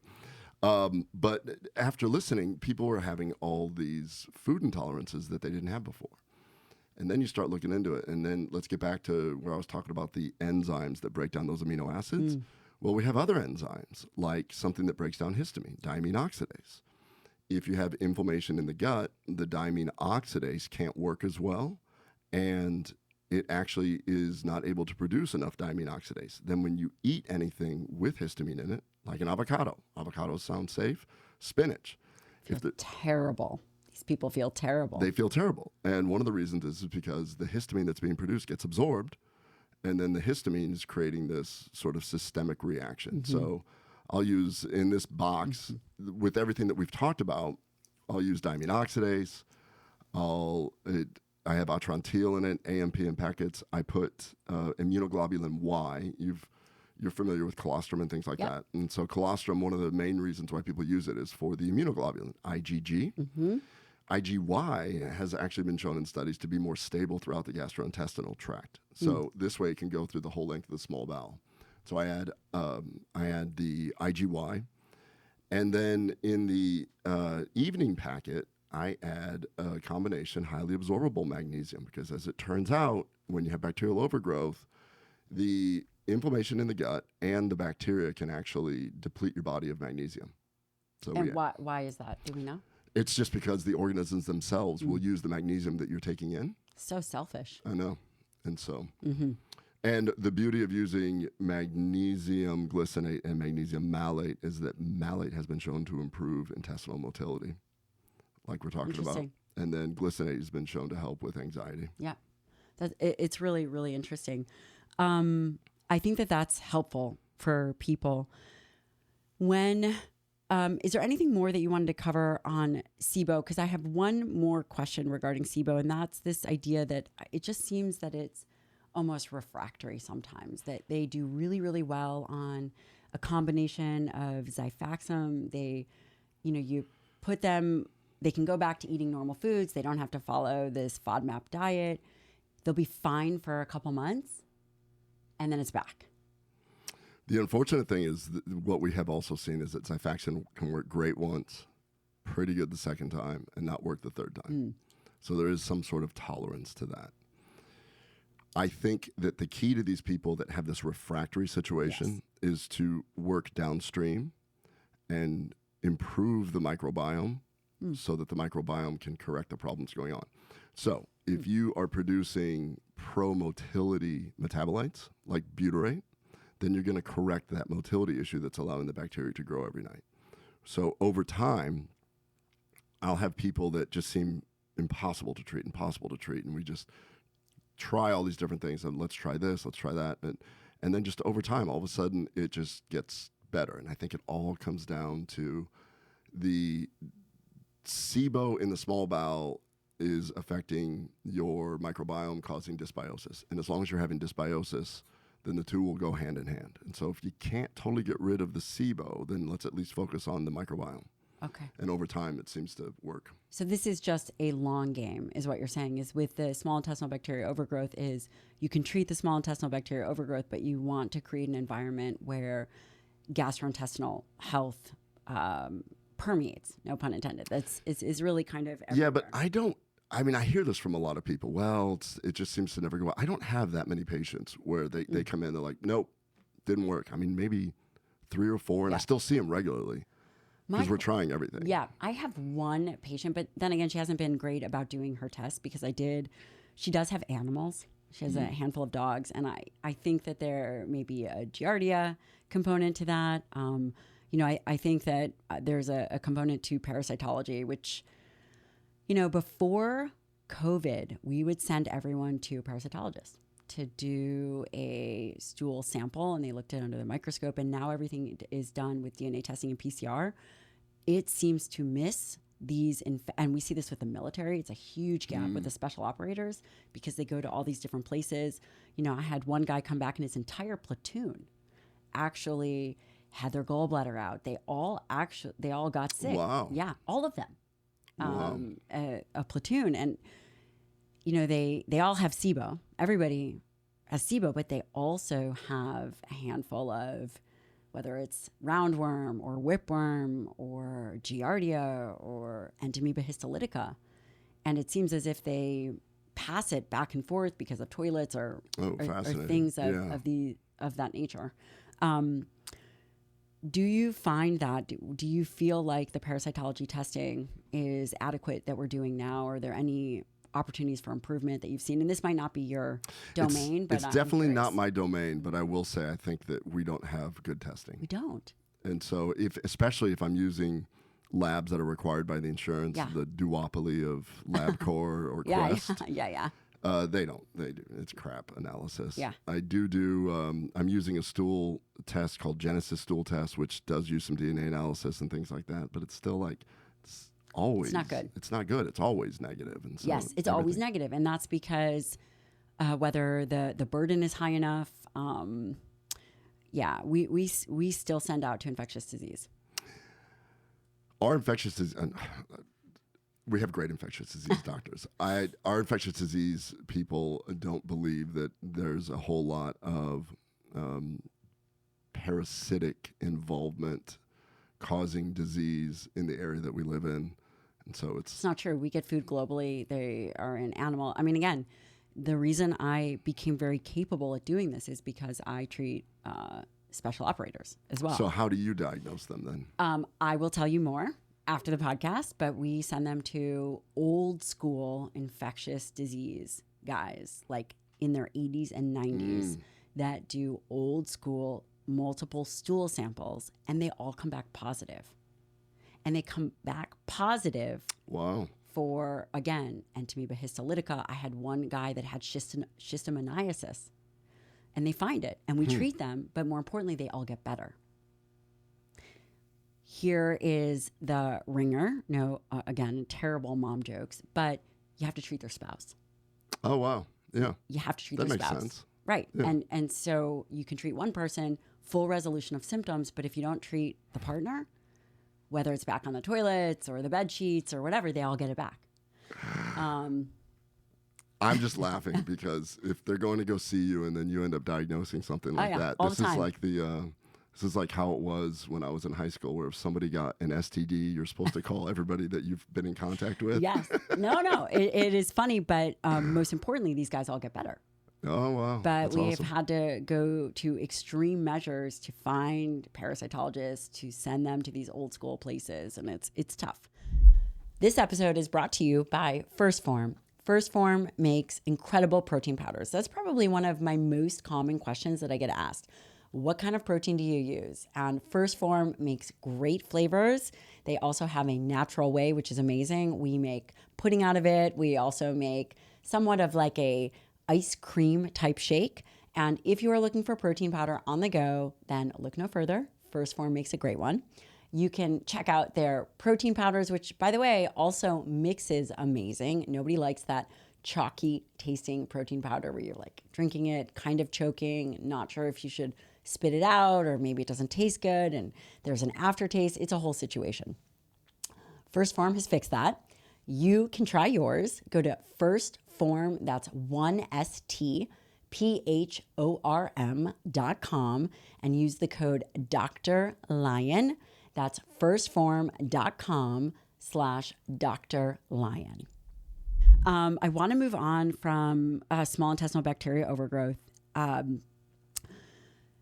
to, I would love to, there's a lot to cover. I'd love for you to mention something on chronic constipation. And if that's treated, again, because there's probably primary causes behind that. And then, whether laxative use is safe. You just want to mention that because I also really want to talk to you about colon cancer and how we should probably be screening much earlier than 45 because we're seeing an influx of individuals that are getting sick. But before we go down that, I would love to hear about this chronic constipation. Chronic constipation is so common. It's another thing that it's in our society. The thing about constipation is divided into two different buckets for me. How often are you called to the bathroom? And when you are called, do you feel that you can fully evacuate? Those are the main things. Because if you go to a doctor and you say, well, I go every day, great, you're not constipated. But I don't really ever feel like I'm completely emptying. Well, then by definition, you're constipated. Not by any clinical criteria, but because you're not feeling it. And so when it is a motility thing, or when I say that you're not called to the bathroom a whole lot, it's like, I don't even get the urge for 3 days. We need to retrain your bowels to try and go to the bathroom. Unfortunately, pharmaceuticals that are out there, the ones that we have available, real hit and miss. And so sometimes they're just complete like bowel preps that make it, you have to stay home and take it. Are you saying that the pre-colonoscopy fun enjoyment of brutal? Well, in some times, and it's unpredictable. One of the two drugs I'm thinking of are Linzess and Trulance. What's interesting about them is that they actually are peptides, and tiny little peptides that you can't find in the bloodstream, but they get converted into the active component and then can cause a ton of diarrhea. So, but if if it's not causing diarrhea, then people aren't really going to the bathroom at all. So having no response to it. And why is that? Well, I think it has something to do with lipase cleaving it. That's because you can actually have a better response if you take it with some fat. Oh, that's interesting. That's a clinical pearl. Yeah, it makes no sense at all, though. And so, like, well, here's why. That's okay, but that's a really good clinical pearl. Well, here's why. Because I've met with their scientific liaisons, and they're saying that if somebody doesn't respond, try having them take it with some fat, bacon, butter, something like that. That seems to help it along. And when I'm asking why, they're like, well, it just seems to work better. And the problem is when you take fat, it actually causes something called an ileal break. So when you have fat, which is why you stay full longer, it actually slows everything down. And it doesn't actually trigger like an immediate bowel movement. But this happens to be a medication that they don't fully understand exactly how it works. So it is a peptide. My theory is that when you have fat, gastric lipase is released. It cleaves it into its active form. So when you take it, if you don't have lipase, so I have tested this. Yourself? Not on myself, but I have tested it on severely constipated people. Okay. And have given them pancreatic enzymes plus the Linzess and told them to take it at the same time. And I was told that it was more than a bowel prep for a colonoscopy. And Holy I'm like, cow. okay, so that makes sense. So there's something with that. So a lot of these drugs that get approved, there's still some confusion about how they actually work. They just know that it's safe enough for the FDA to say, okay, do it.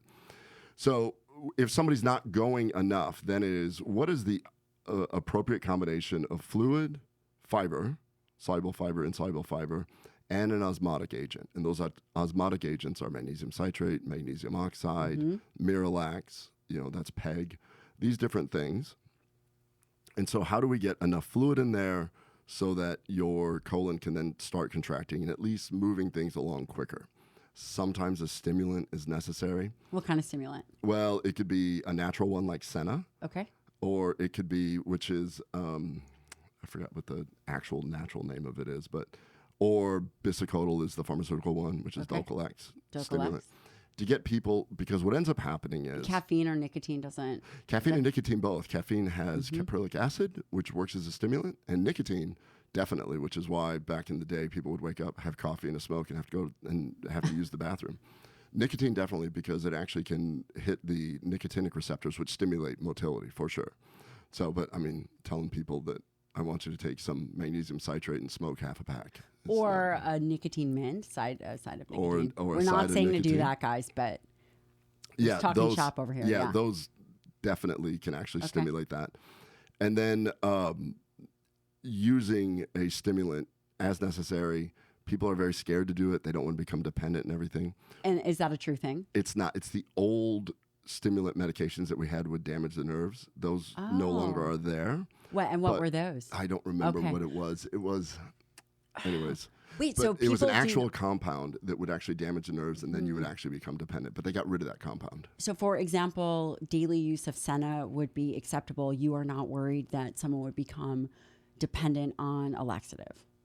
I am not worried about it, but it's something that we don't want. We want you to train your bowels. And so the actin and myosin It's like in the potty colon, training for adults? It's basically potty training for adults. And so my wife's a rehab doctor. And so, she would run these inpatient rehab units where you have to retrain bowels in somebody that has a spinal cord injury and things like that. So that kind of comes down to that. Like your bowels can be trained. What I tell my patients is that, like your muscle, your colon has actin and myosin also. And the more it gets stretched, the weaker the connections are. Same thing if you're a bicep. Look at those I'm guns. Less, but I'm weaker here versus here to here. I have more actin and myosin. And so what we want to do is try and make sure that you have the most muscular propulsion. When it gets stretched to the point where it can't contract, it's called toxic megacolon. Yes. And then it just That's sits like there. an emergency. It's an emergency, and it sucks. It sucks for everyone, the patient and the doctor. So it's just a matter of, if you haven't gone in a couple days, I'd rather not say, we'll just keep, putting up with it. Let's give you a stimulant now.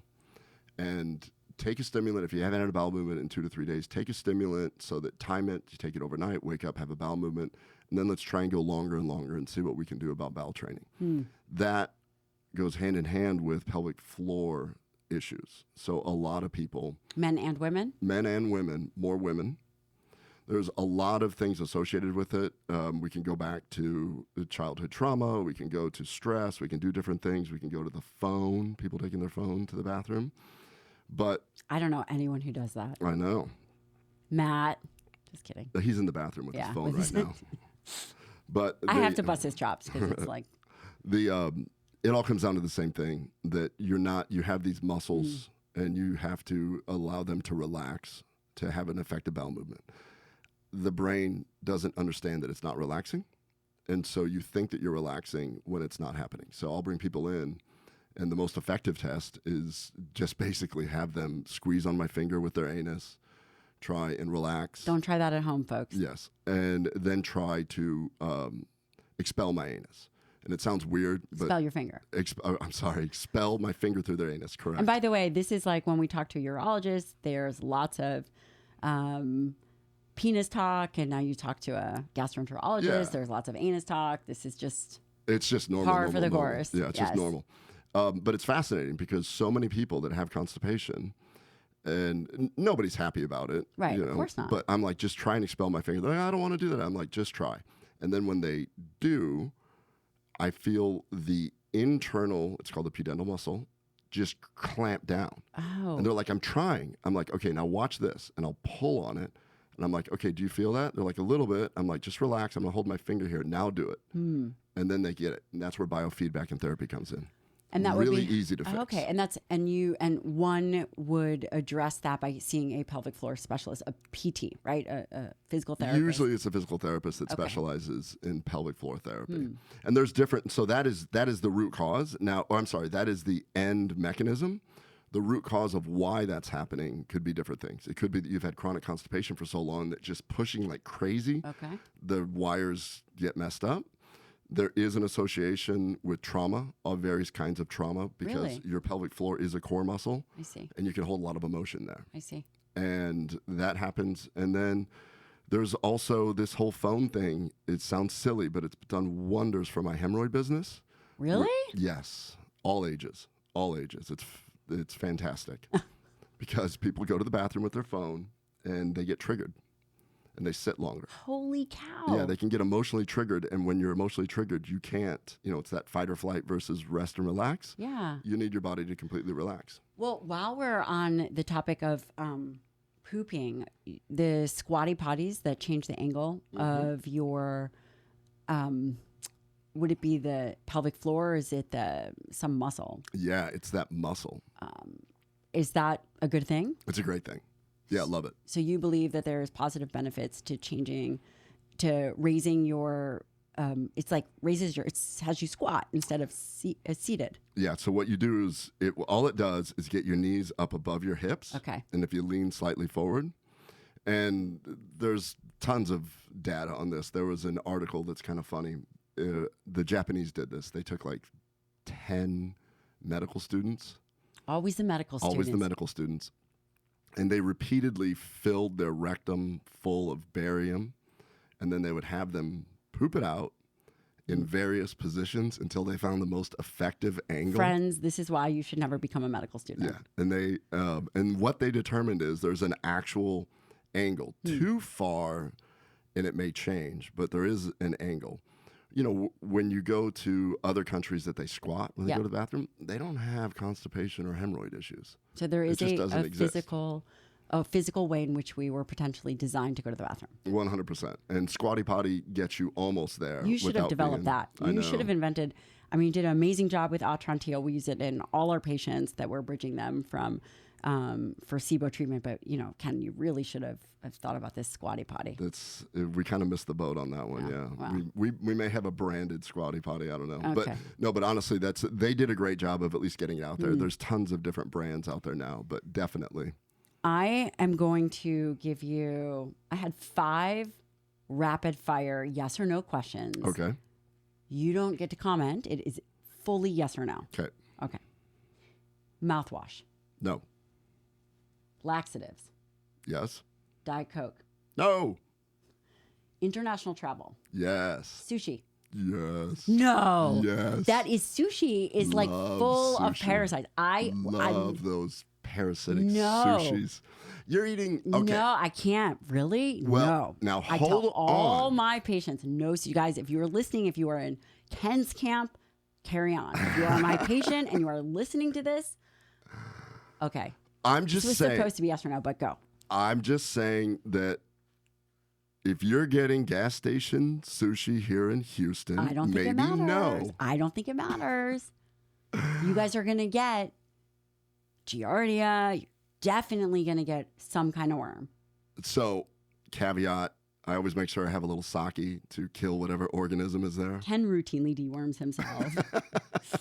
Okay, all right. I'm a huge sushi fan. Well, not after this. I'm going to have to send you some literature. GLP-1 agonists. Oh, are we still on yes or no? We're still on yes or no. You sidetracked me with the sushi because you said yes, but GLPs. And the reason I'm asking a gastroenterologist about GLPs, GLP-1 agonists, or even the trizepatide, which is two mechanisms of action, is because, again, this is coming from your perspective from gastrointestinal health, but it's only yes or no. Does it put you on the spot? No. No. Okay. No. But this one's a total caveat. Essentially, it's yes for the right people, but no the way it's currently just being tossed around a whole lot. I see too many people, and I'm really biased on this, and we see too many people that come in with a stomach full of food and they haven't eaten in 2 days. So I'm like, I'm letting it play out a little bit longer. I mean, I think it's great for some people. I know, but that's why Eric and I did this whole podcast on it where we kind of waffled because I'm like, I think it's really beneficial. At this last meeting I was at, a anti-aging doctor was talking. She said that we really believe that this is the biggest impacting medicine that we've had in decades. I agree. And I agree with that.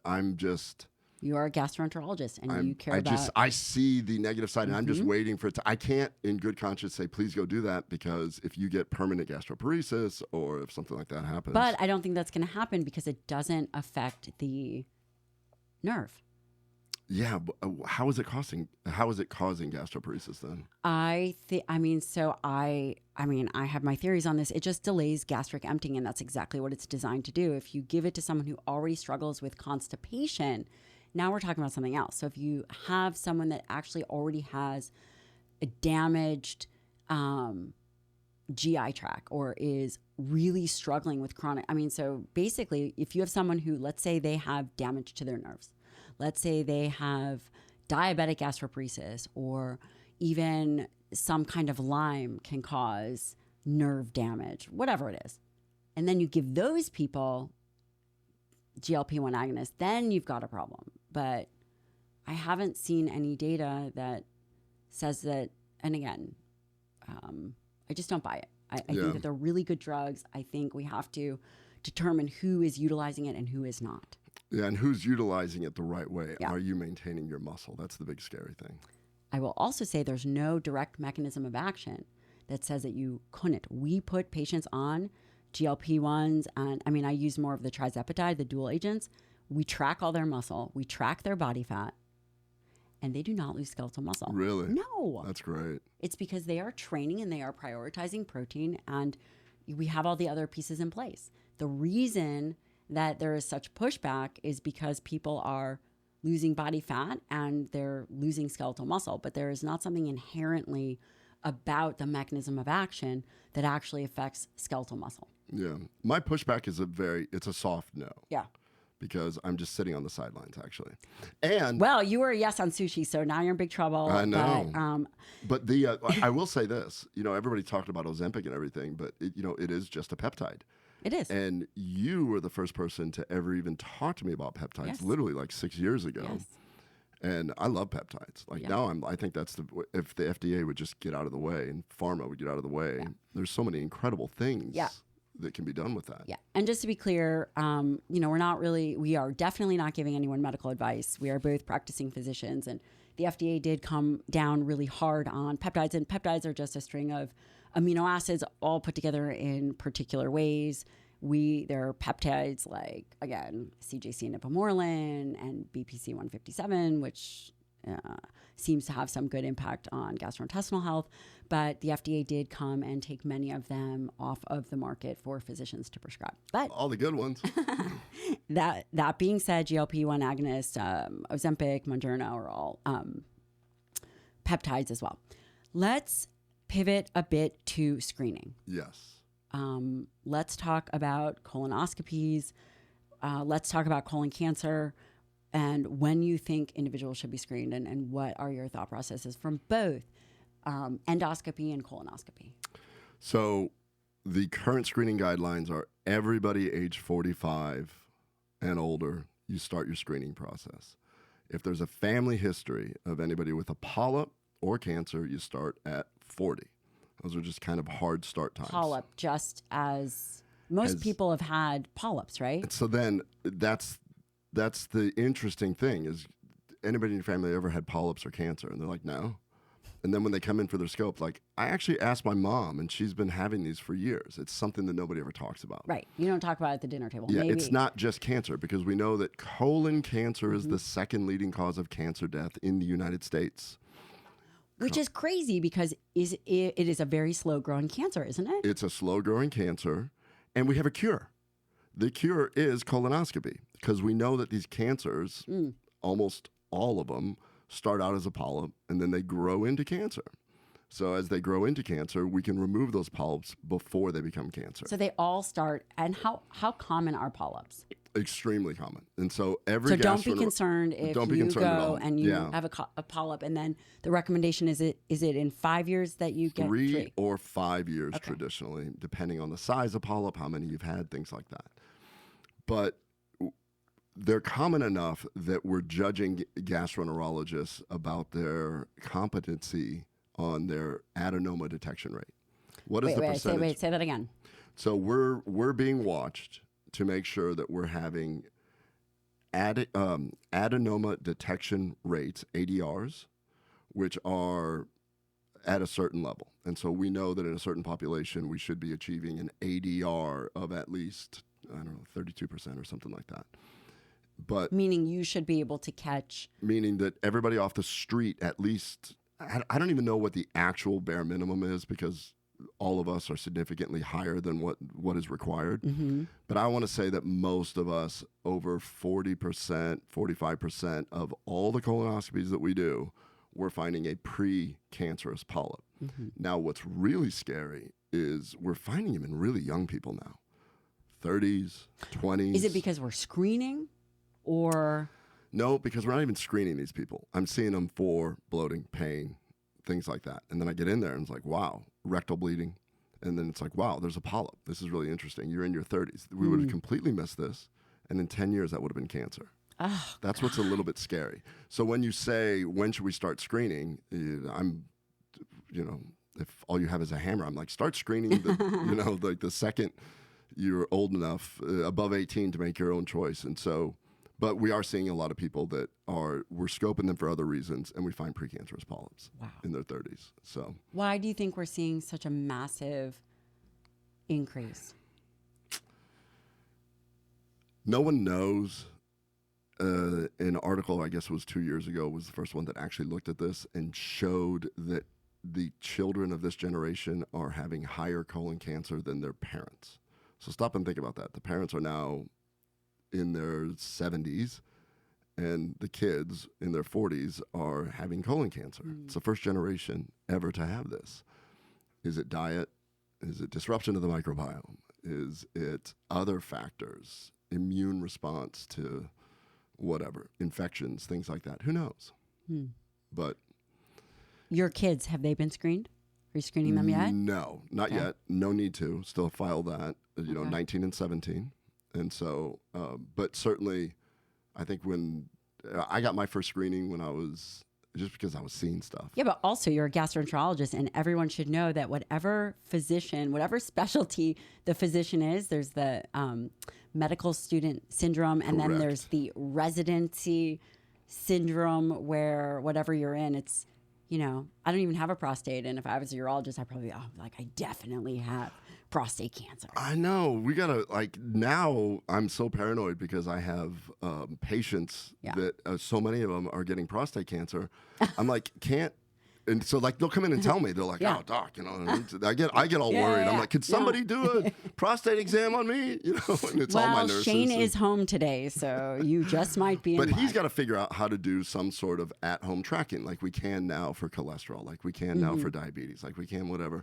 What about sort of Cologuard? PSA. Oh, are we off the yes, no? Please say we're off yes, no. We are off yes, no, Okay, but Cologuard, because a lot of people don't like to get colonoscopies, and I'm hoping you guys understand it's critical. I mean, nobody likes it, but So Cologuard is a test that is, number one, the company is heavily funded by large venture capital. That's why you see commercials all the time for it. I haven't ever seen a commercial for it. Oh, really? Yeah. Yeah. Maybe I don't watch TV, so. They have their own PGA tournament. They have Get out of here. Yeah, Okay. the Cologuard tournament. And so Cologuard is a test that looks for aberrancies in DNA in the stool that can determine if you have colon cancer.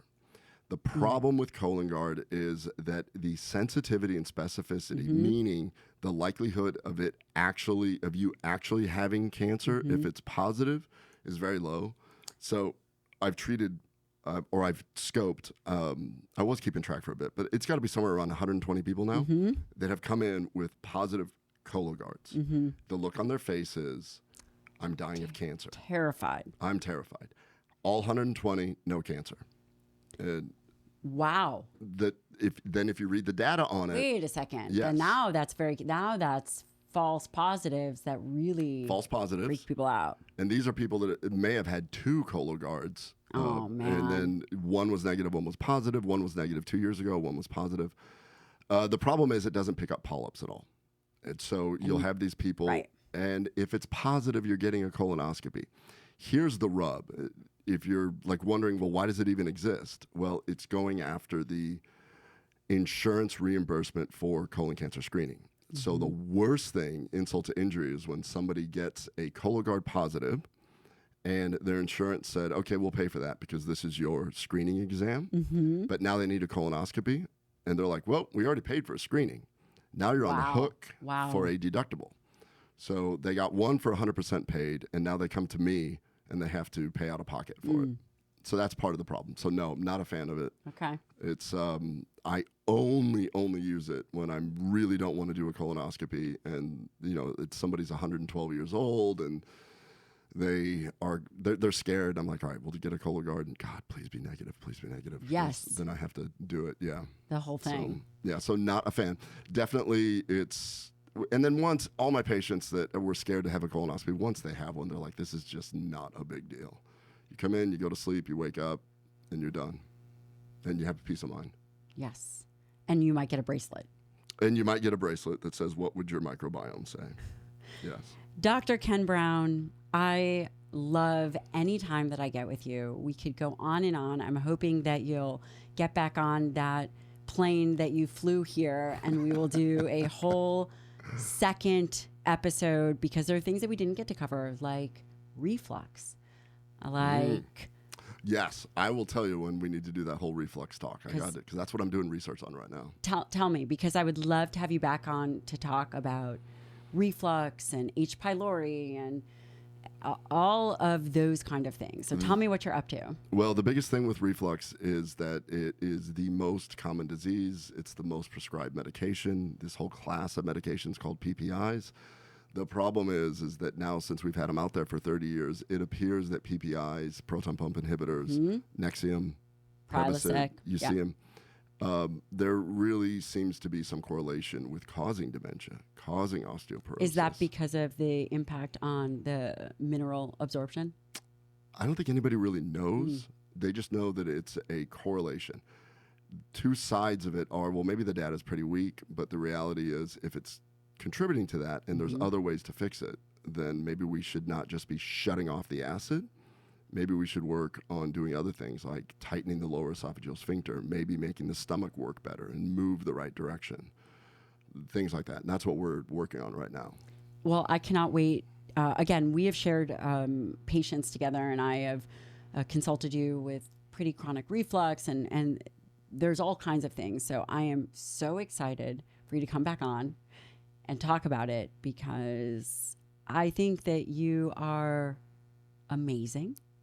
Thank I you. also believe that your heart is in the right place. You are truly trailblazing and very much an intellectual who wants to see the evidence and a natural way to move things forward and get really great results for people. I think you are a physician, and the way in which you've shown up is something that is just very admirable. Well, thank you. I think that there are lots of things that inspire us, but I'm very grateful that I happen to have a job that I like, where most of the time I can help somebody. And then in the science part of it, these little dopamine rewards of figuring stuff out. So it's, I work with a lot of people that seem to do much better financially, but I don't think they're happier than me. Yeah, or they're not fitter than you, that's for sure. Where can people find you? They can find me on Instagram at Gut Check Project. My website, my medical website for those kind of things, is kennethbrownmd.com. And then things like the SIBO support box and these other ancillary things, it's kbmdhealth.com. And the things like Atrantil, I think that the products that you've developed are extraordinary. We use them in clinical practice all the time. It's just part of our protocols. So. Yeah, and that, just go to atrantil.com, Yep. ATRANTIL. We'll link everything. Okay. Thank you so much for your time and your energy and your jokes, which are pretty good. Of course, mine are marginal, but well done, sir. And again, thank you so much. I'm going to go back to the hotel, get on that battle bike, and turn you up to speed of 3 on the audiobook. I will be happy to yell at you on your intervals. Thank you so much. Awesome. Thank you.